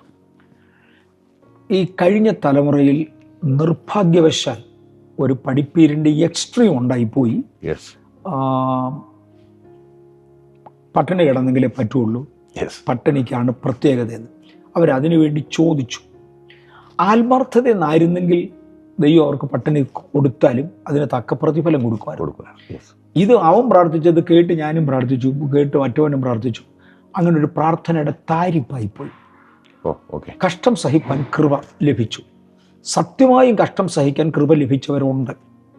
അവരെ അതിനകത്ത് ദൈവം അനുഗ്രഹിച്ചിട്ടുണ്ട്. അവർ കഷ്ടത്തിലല്ല മരിച്ചത്. 23-ാം സങ്കീർത്തനത്തിൽ ഞാൻ കൂരിരുൾ താഴ്വരയിലൂടെ നടക്കും, പക്ഷെ കിടക്കുന്നത് പച്ചപ്പുൽമേടില്ല, എന്നെ കൂരിരുൾ താഴ്വര കിടത്തത്തില്ല. ഇങ്ങനെ ദൈവം ഒരു നല്ല അവസരം അവർക്ക് കൊടുക്കും. എന്നാൽ അത് തെറ്റാണ്, പാപമാണ് എന്ന് പഠിപ്പിച്ച ഒരു പഠിപ്പീര് നമുക്കുണ്ടായിപ്പോയി. ആ പഠിപ്പീര് പലർക്കും മനസ്സിലാകാത്തത് കൊണ്ട് അതിൻ്റെ എക്സ്ട്രീമിൽ ആളുകൾ പോയി. ഒരു തലമുറ ഒരു നന്മയും ഇല്ലാതെ പോയി. അടുത്ത തലമുറയോട് ആത്മീയം പറഞ്ഞു കൊടുക്കാൻ ഇവർക്ക് അറിയത്തില്ല. അവരെല്ലാം കൂടെ കാണുന്നത് ഈ ഭൗതികമാണ്. ആത്മീയം പറഞ്ഞു കൊടുക്കാൻ അവർക്ക് അറിയത്തില്ല. അത് കാരണം ഒത്തിരി പേര് തിരിഞ്ഞു പോയി. അവരോട് പറയാനുള്ളത്, വേദപുസ്തകം ഒരു ബാലൻസ്ഡ് ആയിട്ട് പഠിക്കാൻ നിങ്ങൾക്ക് കഴിഞ്ഞിരുന്നെങ്കിൽ ആ പ്രശ്നമില്ലായിരുന്നു. വാ, ഇനിയെങ്കിലും പഠിപ്പിച്ചു തരാം, ഇനിയെങ്കിലും പറഞ്ഞു തരാം. അങ്ങനെ ചെയ്യുകയാണ്. ഇതല്ലാതെ വേറെ മാർഗമില്ല. ഇല്ല. ബൈബിളിനകത്തുള്ള ബ്ലെസ്സിങ്ങിനെ നമ്മൾ അക്സെപ്റ്റ് ചെയ്യുകയും അതിലൂടെ നമ്മൾ സഞ്ചരിക്കുകയും അതിനാലുള്ള വാക്കുകളാൽ നമ്മൾ ഉപയോഗിക്കുകയും എന്ന് പറഞ്ഞാൽ ഇതുപോലെ ഈ ആശയങ്ങളുള്ള ചർച്ചിനകത്ത്, ഇതുപോലുള്ള കൃപാവരങ്ങളിലുള്ള ചർച്ചകൾ, പരിശുദ്ധാത്മാവിൻ്റെ നിറവുള്ള ചർച്ചിനകത്ത് അവൻ നിൽക്കുമ്പോൾ ആ ബ്ലെസ്സിങ്ങിനെ കുറിച്ച് നമുക്ക് വ്യക്തമായിട്ട് തിരിച്ചറിയാൻ വ്യക്തമായി മനസ്സിലാകും, തന്നെ വരികയും ചെയ്യും. ഈ കോയമ്പത്തൂർ എന്നൊരു സഹോദരി, ഒരു ദൈവദാസൻ്റെ, എനിക്ക് ഞാൻ പേര് പറയണം, അദ്ദേഹം മരിച്ചുപോയി, ഞാൻ പേര് പറയുന്നില്ല, അദ്ദേഹത്തിൻ്റെ കുറേ മെസ്സേജസ് എനിക്ക് അയച്ചു. അതിനകത്തെല്ലാം ഈ കഷ്ടം സഹിക്കണം എന്നുള്ള ഒരു ആശയം തന്നെയാണ്. അപ്പോൾ ഞാൻ പറഞ്ഞു, സിസ്റ്റർ ഇതിൽ ഒറ്റ മെസ്സേജ് മതി, എനിക്ക് മനസ്സിലായി. പക്ഷേ എനിക്ക് ആ ഒരു ഒറ്റ ആശയം തന്നെയല്ല, വേറെ വേദപുസ്തകത്തിൽ പല ആശയങ്ങളുണ്ട്, അതും കൂടെ കേൾക്കണമെന്ന് താല്പര്യമുണ്ട്. അതുകൊണ്ട് ഈ കഷ്ടം സഹിക്കണമെന്നുള്ള ആശയം തന്നെ തിരിച്ചു കേൾക്കാൻ എനിക്ക് താല്പര്യമില്ല. അതെനിക്ക് മനസ്സിലായി. എൻ്റെ ടൈം വേസ്റ്റാണ്, നിങ്ങളുടെയും ടൈം വേസ്റ്റാണ്, അയക്കണ്ട എന്ന് പറഞ്ഞ് ഞാൻ അവർക്ക് എഴുതി. അവർ അന്ന് കുറച്ച് ദിവസത്തേക്ക് എന്നോട് പിണങ്ങിയിരുന്നു. അത് കഴിഞ്ഞ് എൻ്റെ പേർക്ക് എഴുതി, ഞാൻ അതിനകത്ത് ഉറച്ചു നിൽക്കാൻ തീരുമാനിച്ചു. കഷ്ടം സഹിക്കാൻ വേണ്ടി ഞാൻ തീരുമാനിച്ചു, ഉറച്ചു നിൽക്കുകയാണ്.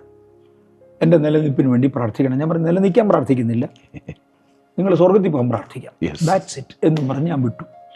ഒരു 3 മാസം കഴിഞ്ഞപ്പോഴാണ് എൻ്റെ ഭർത്താവ് വേറൊരു സ്ത്രീയെ കൊണ്ട് നടക്കുകയാണ്. മഹാകഷ്ടത്തിലാണ്. പറഞ്ഞു, സന്തോഷം, സ്തോത്രം പറ, നിങ്ങൾക്കതല്ലേ വേണ്ടിയത്. എന്നെ വീട്ടിൽ നിന്ന് ഇറക്കി വിട്ടു. 2 ക്രെഡിറ്റ് കാർഡ് ഉണ്ടായിരുന്നു. 2 ക്രെഡിറ്റ് കാർഡും ഫുള്ളി ചാർജ് ചെയ്തു.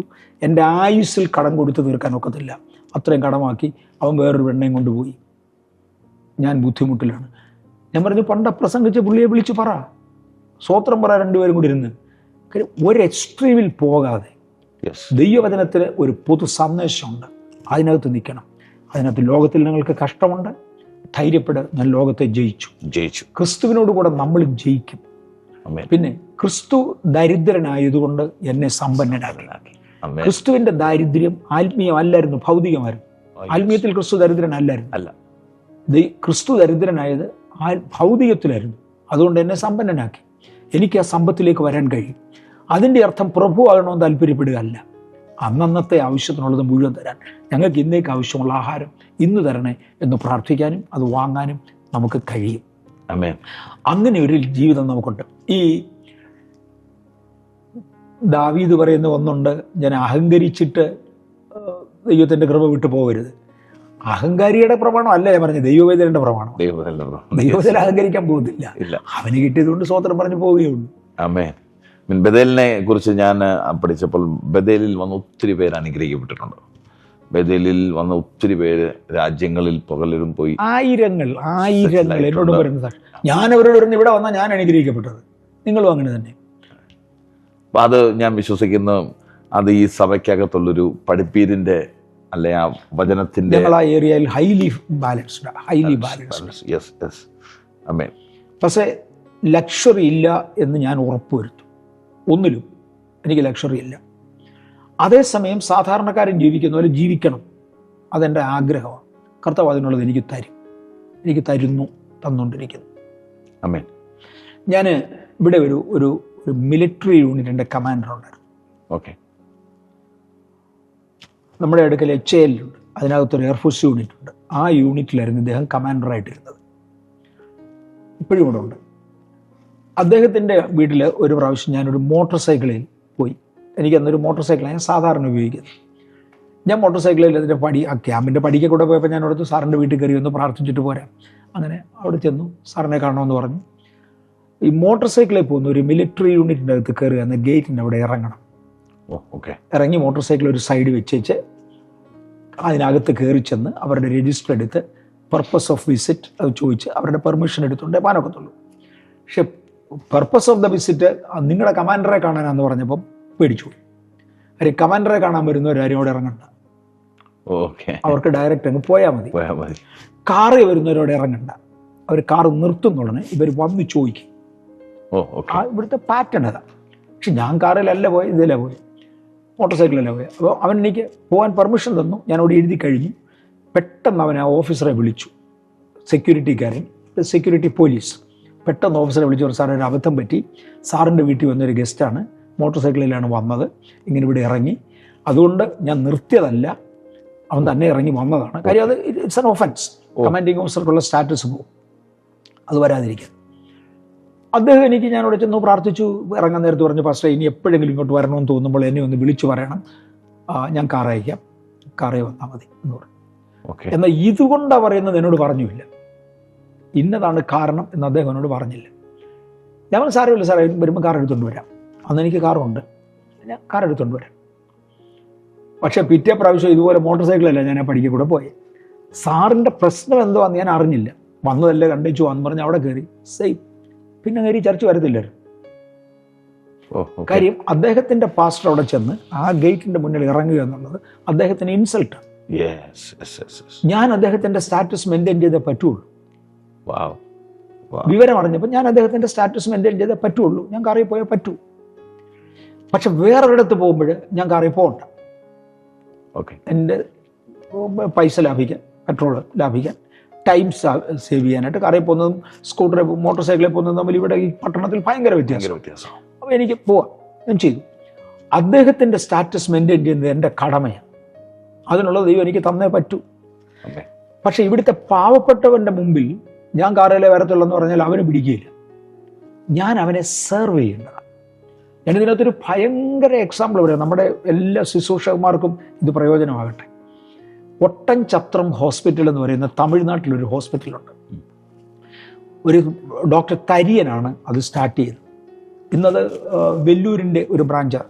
തരിയൻ സാർ മരിച്ചുപോയി. തരിയൻ സാറിൻ്റെ മക്കളിപ്പോൾ ഉണ്ട്. അവരൊക്കെയാണ് അതിൻ്റെ ഡയറക്ടേഴ്സൊക്കെ. തരിയൻ സാറിൻ്റെ ആയുസ്സിൽ അദ്ദേഹം അവിടെ മെയിൻ ഡോക്ടറായി അതിൻ്റെ ഓണറായിരിക്കുമ്പോൾ അവിടെ അപ്പോയിൻ്റ് ചെയ്ത ഒരു അഡ്മിനിസ്ട്രേറ്റീവ് മാനേജറുണ്ട്. അദ്ദേഹം ഇപ്പോഴും അവിടെ അഡ്മിനിസ്ട്രേറ്റീവ് മാനേജരാണ്. ഞാൻ കഴിഞ്ഞ മാസം ഒട്ടഞ്ചത്രത്ത് പോയിരുന്നു. അപ്പോൾ അദ്ദേഹം അഡ്മിനിസ്ട്രേറ്റീവ് മാനേജർ എന്നോട് പറഞ്ഞത്, തരിയൻ സാർ ഒരിക്കൽ പോലും കസേരയിൽ ഇരിക്കത്തില്ല. തറയിൽ ഒരു ഇതിട്ടിട്ട് മെത്തയിട്ട് അതിലിരുന്നുകൊണ്ടാണ് സ്റ്റാഫ് മീറ്റിംഗ് നടത്തുന്നത്. അദ്ദേഹത്തിൻ്റെ സ്റ്റാഫ് എന്ന് പറഞ്ഞാൽ മുഴുവനും ഡോക്ടേഴ്സും അതുപോലെയുള്ള ക്വാളിഫൈഡ് ആളുകളെ ഉള്ളൂ. ഒത്തിരി പേര് തറയിലിരിക്കും. തറയിലിരിക്കാൻ പ്രയാസമുള്ള ഒരു നിൽക്കും. അദ്ദേഹം കസേരയിൽ ഇരിക്കത്തില്ല. തരിയൻ സാർ മരിക്കുന്നത് വരെ സാറിൻ്റെ വീട്ടിൽ റേഡിയോ ഇല്ല, ടെലിവിഷൻ ഇല്ല. ടോപ്പ് ലെവൽ ഡോക്ടറാണ്, ടോപ്പ് ലെവൽ ഡോക്ടറാണ്. അദ്ദേഹത്തിന് 3 മക്കളാണ്. 2 മക്കൾ കല്യാണം കഴിച്ചു, 2 പേരുടെ വീട്ടിലില്ല. 3ാമൻ കല്യാണം കഴിച്ചപ്പം അവൻ്റെ ഭാര്യ പറഞ്ഞു, ഇതൊന്നും നമുക്ക് ഒക്കുന്ന കാര്യമല്ല, അമ്മ ക്യാമ്പിൽ നിന്ന് മാറി താമസിച്ചോളാം. തരിയൻ സാർ പറയുന്നത്, നമ്മൾ ഈ ഗ്രാമവാസികളെ ശുശ്രൂഷിക്കാൻ വന്നത്, അവരെ ഭരിക്കാൻ വന്നതല്ല. ആ ഹോസ്പിറ്റലിൽ പേയ്മെൻ്റ് ഒക്കെ തീരെ നിസ്സാരമാണ്. നമ്മൾ ഈ ഗ്രാമവാസികളെ ശുശ്രൂഷിക്കാൻ വന്നത്. പെന്തിക്കോസ്തുകാരനല്ല, ഒന്നുമല്ല. അദ്ദേഹം ഒരു ആത്മീയ കാഴ്ചപ്പാടുമല്ല, ഗാന്ധിയൻ ചിന്താഗതിയാണ് അദ്ദേഹത്തിൻ്റെത്. പക്ഷേ അഡ്മിനിസ്ട്രേറ്റീവ് ഓഫീസറിനോട് പറയുന്നത് ഇറ്റ് വാസ് ടോട്ടലി സക്സസ്ഫുൾ. അദ്ദേഹത്തിൻ്റെ ആയുസ് മുഴുവനും വീട്ടിൽ കസേരയില്ല, ടെലിവിഷൻ ഇല്ല. നമ്മളിവിടുത്തെ ഗ്രാമവാസികളെ സേവിക്കാൻ വന്നതാണ്. അപ്പോൾ അവരുടെ ആവറേജ് സ്റ്റാൻഡേർഡ് നിൽക്കണം. സാർ അവിടെ വരുന്ന കാലത്ത് അവരുടെ ആവറേജ് സ്റ്റാൻഡേർഡ് അതായിരുന്നു. ഈ അഡ്മിനിസ്ട്രേറ്റർ എന്നോട് പറഞ്ഞത്, അവിടെ പണിതിരിക്കുന്ന കെട്ടിടങ്ങളൊക്കെ കാണും, എന്ത് കെട്ടിടങ്ങളാണ്, വലിയ ആശുപത്രിയാണ്, അതിനുള്ള എല്ലാ സൗകര്യങ്ങളും ഉണ്ട്. പറഞ്ഞു 1 രൂപ കൈക്കൂലി കൊടുത്തിട്ടില്ല. ഇന്ത്യയിൽ ഒരു ഹോസ്പിറ്റലിൽ കൈക്കൂലിയില്ല നടത്തുക എന്ന് പറഞ്ഞാലാണ്. പക്ഷെ തരിയൻ സാറിനെ ആളുകൾക്ക് അറിയാം. തരിയൻ സാറിൻ്റെ കാര്യമാണ്, കൈക്കൂലിയുടെ പ്രശ്നം ഉദിക്കുന്നില്ല. അഡ്മിനിസ്ട്രേറ്ററിനോട് പറഞ്ഞതാണ്, അങ്ങേര് മരിച്ചു, ഇന്നും കൈക്കൂലി കൊടുത്തൊരു പരിപാടി അവിടെ ഇല്ല. പ്രിൻസിപ്പിൾ സൂക്ഷിക്കുന്ന ഒരു ലോകത്തിലുണ്ട്. നമ്മൾ അവരെക്കാൾ താഴാമോ? ആത്മീയഗോളത്തിൽ നിൽക്കുന്ന നമ്മൾ അവരെക്കാൾ താഴാൻ പാടില്ല. എനിക്ക് 4 കാശ് കിട്ടിയെന്നുള്ളതുകൊണ്ട് ധൂർത്തടിക്കാനല്ല. പൗലൂസ് പറയുന്നുണ്ട്, നമ്മൾ ക്രിസ്തുവിൻ്റെ അംബാസഡേഴ്സ് ആണെന്ന്. എന്നെ ചെറുപ്പത്തിൽ സ്വാധീനിച്ച ഒരു വാക്ക്, ചങ്ങല ധരിച്ച സ്ഥാനാപതിയായി നിൽക്കുന്ന ഞാൻ. യേശു ചങ്ങല ധരിച്ച പീലാത്തോസിന്റെ മുമ്പിൽ നിന്ന്. അപ്പോൾ ക്രിസ്തുവിൻ്റെ സ്ഥാനാപതിയായി ഞാൻ ചങ്ങല ധരിച്ചാണ് നിൽക്കുന്നത്, അല്ലാതെ ഞാൻ കോട്ടിട്ടുകൊണ്ട് നടക്കുന്നതല്ല എൻ്റെ സ്റ്റാറ്റസ് എന്ന് പറയുന്നത്. അതേസമയത്ത് നിങ്ങൾ ജീവിക്കുന്ന സൊസൈറ്റിയിൽ, നിങ്ങളുടെ വെതർ കണ്ടീഷനിൽ, നിങ്ങളുടെ ആളുകളുടെ മുമ്പിൽ മാന്യമായി നടക്കാൻ ആവശ്യമുള്ളത് വേണം. ഞാൻ അതുകൊണ്ടാണ് ഈ സഫാരി തിരഞ്ഞെടുത്തത്. ആവറേജ് കോട്ടൺ പാൻറ് ഷർട്ടുമാണ്. അതേ സമയത്ത് മോശമില്ലാതെ നടക്കാൻ, വൃത്തികേടില്ലാതെ നടക്കാൻ. പലയിടത്തും ഇത് ബുദ്ധിമുട്ടായി വരും എന്ന് പറഞ്ഞാൽ, ഇച്ചിരൂടെ നന്നായിരുന്നെങ്കിൽ കൊള്ളായിരുന്നു ആളുകൾക്ക് തോന്നും. അവനെ എന്നെ അവിടെ വിളിക്കണ്ട, അത്രേ ഉള്ളൂ. ഞാൻ എൻ്റെ ലെവൽ ഇതാ, അങ്ങനെ നടക്കും. ഇത് ദൈവകൃപയാൽ ഇതുവരെ ആരും എന്നോട് വഴക്കുണ്ടാക്കിയിട്ടില്ല. പക്ഷെ നമ്മൾ പലയിടത്തും പലതും കണ്ടില്ല, കേട്ടില്ല, അറിഞ്ഞില്ല എന്നോർത്ത് ജീവിക്കേണ്ടി വരും. വേർപാട് സൂക്ഷിക്കണം, ചെയ്തേ പറ്റും. അപ്പം ഞാനിത് പറയുന്നത് ഒരു പാസ്റ്ററായിട്ട്, ഒരു വിശ്വാസി ഒരിക്കലും എന്നോട് ചോദിച്ചൊരു ചോദ്യമുണ്ട്. അതൊരു കമ്പനിയുടെ പർച്ചേസിങ് ഓഫീസർ, പരസ്യമായിട്ട് പറയാൻ തന്നെ വൃത്തികേട്. അദ്ദേഹം ഒരു കമ്പനിയുടെ പർച്ചേസിങ് ഓഫീസറാണ്. അപ്പോൾ ഒരു ഓഫീസേഴ്സ് ഒരുമിച്ച് എവിടെയോ ഒരു കമ്പനി ചെന്നപ്പോൾ ഈ സ്ത്രീകളെ വിട്ട് ഈ ഓഫീസേഴ്സിനെ സ്വാധീനിക്കുന്ന ഒരു സിസ്റ്റം ലോകത്തിൻ്റെ ഓഫീസേഴ്സിനുണ്ട്. ഇയാൾ പെന്തിക്കോസ്തുകാരനാണ്, വിശ്വാസിയാണ്. അപ്പോൾ പുള്ളി ഇതിൽ നിന്ന് ഒഴിഞ്ഞു നിന്നു. മറ്റുള്ളവർ ചോദിച്ചെന്നവരെന്ന്, നീ ഷണ്ണനാണോടാ? അത് കേട്ട് പിടിച്ചു നിൽക്കുക നമ്മുടെ സഹോദരന്മാർ. അവരാണോ നമ്മൾ വേർപാടുകളെ ചോദിക്കുന്നത്? നമ്മുടെ സഹോദരന്മാർ ആത്മീയർ. അത് കേട്ടുകൊണ്ട് വേണ്ടടാന്ന് പറഞ്ഞു മാറി നിൽക്കുക. അപ്പോഴാ നമ്മൾ പോയി കോംപ്രമൈസ് ചെയ്യാൻ പോകുന്നത്. നോ. ഹല്ലേലൂയ. പങ്കിള് പറയുന്നത് പോലെ ഈ തലമുറകൾക്ക് നമ്മൾ മാക്സിമം നോളജുകൾ കൊടുക്കുക, മാതൃകയിൽ അവരെ പ്രിൻസിപ്പളിൽ ഡിസിപ്ലിനെ നടത്തുക. 2, ഈ ശരീരം കൊണ്ട് 1 കൊരിന്ത്യർ ലേഖനം 6-ാം അധ്യായം 19-ാം വാക്യത്തിലാന്ന് തോന്നുന്നു, ഈ ശരീരം കൊണ്ട് ദൈവത്തെ മഹത്വപ്പെടുത്തുക. അപ്പോൾ ഒരു വർഷിപ്പ് അറ്റ്മോസ്ഫിയർ ചർച്ചിനകത്ത് മസ്റ്റാണ്. അതിനെ കുറിച്ച് എന്താ പറയുന്നത്? വർഷിപ്പിന്റെ അറ്റ്മോസ്ഫിയർ ഈ ദിവസങ്ങളിൽ ചർച്ചിനകത്ത് നിർബന്ധമായും വേണം. അങ്ങനെയാണെങ്കിൽ അത് നമ്മിൽ കാണും. നമ്മൾ നടന്നു പോകുന്നിടത്ത് ഭൂതങ്ങൾ വിട്ടുപോകുന്നത് കാണാം. എല്ലാമല്ല, എന്നാൽ നമ്മൾ നടന്നു പോകുന്നിടത്ത് ഭൂതങ്ങൾ വിട്ടുപോകുന്നത് കാണാം. ഒരു ഗ്രൂപ്പിനകത്ത് കയറി ചെല്ലുമ്പോഴത്തേക്ക് ഭൂതങ്ങൾ ഇളകുന്നത് കാണാം. കഴിഞ്ഞ ദിവസം നമുക്ക് ഇവിടെ ഒരു കോൺഫറൻസ് നടന്നു. ഞാനല്ല നടത്തിയത്, വെളിയിൽ നിന്ന് വന്ന ഒരാളാണ് നടത്തിയത്. ആ ഗ്രൂപ്പിന്റെ അടുക്ക് നിന്നുകൊണ്ട് കമൗട്ട് എന്ന് പറഞ്ഞ് പുള്ളി ഒരു വിളി വിളിക്കുമ്പോൾ അലറിക്കൊണ്ട് ഭൂതബാധിതർ ചാടുന്നത് കാണാം. ഞാൻ കണ്ടതാ അദ്ദേഹത്തിൽ വ്യാപരിക്കുന്ന അധികാരം. അതാണ് നമ്മൾ ജനത്തിന് മുമ്പിൽ കാഴ്ചവെക്കേണ്ടത്. അത് കാണുമ്പോൾ ആളുകൾ വരും. ചുമ്മാ സ്റ്റേജിൽ നിന്ന് വിളിച്ചോളൂ, come out, you can't hide anymore, come out. വിളിച്ചു കഴിയുമ്പോൾ അലറിക്കൊണ്ട് ചാടുന്നതാണ്. ആ തലത്തിലുള്ള ആ മേഖലയിലുള്ള ശുശ്രൂഷ മേഖലയിലേക്ക് നമ്മൾ കയറണം. ചെറുപ്പക്കാരും കാണും, എല്ലാവരും കാണും. ആമേ. അല്ലേ, ഈ വിഷയത്തിന്റെ മേൽ അങ്കിൾ തന്ന വെളിച്ചത്തിനായി സ്തോത്രം. ഞാൻ വിശ്വസിക്കുന്ന ഒത്തിരി തലമുറകൾ നഷ്ടപ്പെട്ടുകൊണ്ടിരിക്കുന്ന ഈ സീസണുകളിൽ ഈ മേഖലയിലേക്ക് ശുശ്രൂഷകന്മാർ സ്റ്റെപ്പ് വെക്കുമ്പോൾ അവരുടെ ഉന്മൂലനാശത്തിന് സഭകൾ അവരുടെ ഉന്മൂലനാശത്തിന് പിടിച്ചു നിർത്താൻ അവരെ സഭയ്ക്കകത്ത് കയറ്റാനും നമുക്ക് സാധിക്കട്ടെ എന്ന് ഞാൻ പ്രാർത്ഥിക്കുന്നു. Thank you so much uncle. തന്ന വെളിച്ചത്തിനായി നന്ദി. ഞാൻ വിശ്വസിക്കുന്നു നമ്മുടെ ഈ ചാനല് ഒരു വലിയ മൂവ്മെൻ്റായി ഇത് രാജ്യങ്ങളിലേക്ക് പലർക്കും ബ്ലെസ്സിങ് ആയി മാറും ഞങ്ങൾ ആഗ്രഹിക്കുന്നു പാസ്റ്റർ. ഞാനിതിൻ്റെ കേൾവിക്കാരോട് ഒരു പ്രാവശ്യം കൂടെ ഓർപ്പിക്കട്ടെ. കഴിവുള്ളിടത്തോളം തീയിൽ നിന്ന് ചിലരെ വലിച്ചെടുക്കാൻ കഴിയുമെങ്കിൽ ആളുകൾക്ക് ഇത് ഫോർവേഡ് ചെയ്യുക. ഇതൊരു ശുശ്രൂഷയുടെ ഭാഗമാണെന്ന് മനസ്സിലാക്കി മുറിവേറ്റ ഭടന്മാരായി കർത്താവിൻ്റെ ദാസന്മാർ ഒരുപാട് പേരുണ്ട്. ലോകം ചുമ്മാ അപവാദം പറഞ്ഞുകൊണ്ടിരിക്കും. അവർക്ക് ആത്മീയത്തെക്കുറിച്ച് വലിയ അറിവില്ലാത്തതുകൊണ്ട്, അവരെക്കാൾ മേളിലോട്ട് ആരും വളരരുത് എന്ന് താല്പര്യമുള്ളതുകൊണ്ട്, അസൂയ കൊണ്ട്, അനേക കാരണങ്ങളാൽ അവർ മിടുക്കരാണെന്ന് സ്ഥാപിക്കാൻ വേണ്ടി ആത്മീയരെ കുറ്റം പറയുന്നവരുണ്ട്. അതിനകത്ത് നമ്മൾ ചെന്ന് ഇടപെടരുത് എന്ന് കാണിക്കേണ്ടതിന് ദയവായി കഴിവുള്ളിടത്തോളം ഷെയർ ചെയ്യാനും പ്രൊമോട്ട് ചെയ്യാനും ഞാൻ എൻ്റെ കേൾവിക്കാരോടൊക്കെ അപേക്ഷിക്കുന്നു. കർത്താവ് നിങ്ങളെ അനുഗ്രഹിക്കട്ടെ. ദേവദാസ, അങ്ങ് ഇവിടെ വന്നതും ഇവിടെ ഇരുന്നതും ഞങ്ങൾക്കും കൂടെ അനുഗ്രഹമാണ്. കർത്താവ് പാസ്റ്ററെ അനുഗ്രഹിക്കട്ടെ. കർത്താവ് ബലം തരട്ടെ, കൃപ തരട്ടെ, ശുശ്രൂഷയിൽ കർത്താവ് ബലപ്പെടുത്തട്ടെ. ആമേൻ. Thank you.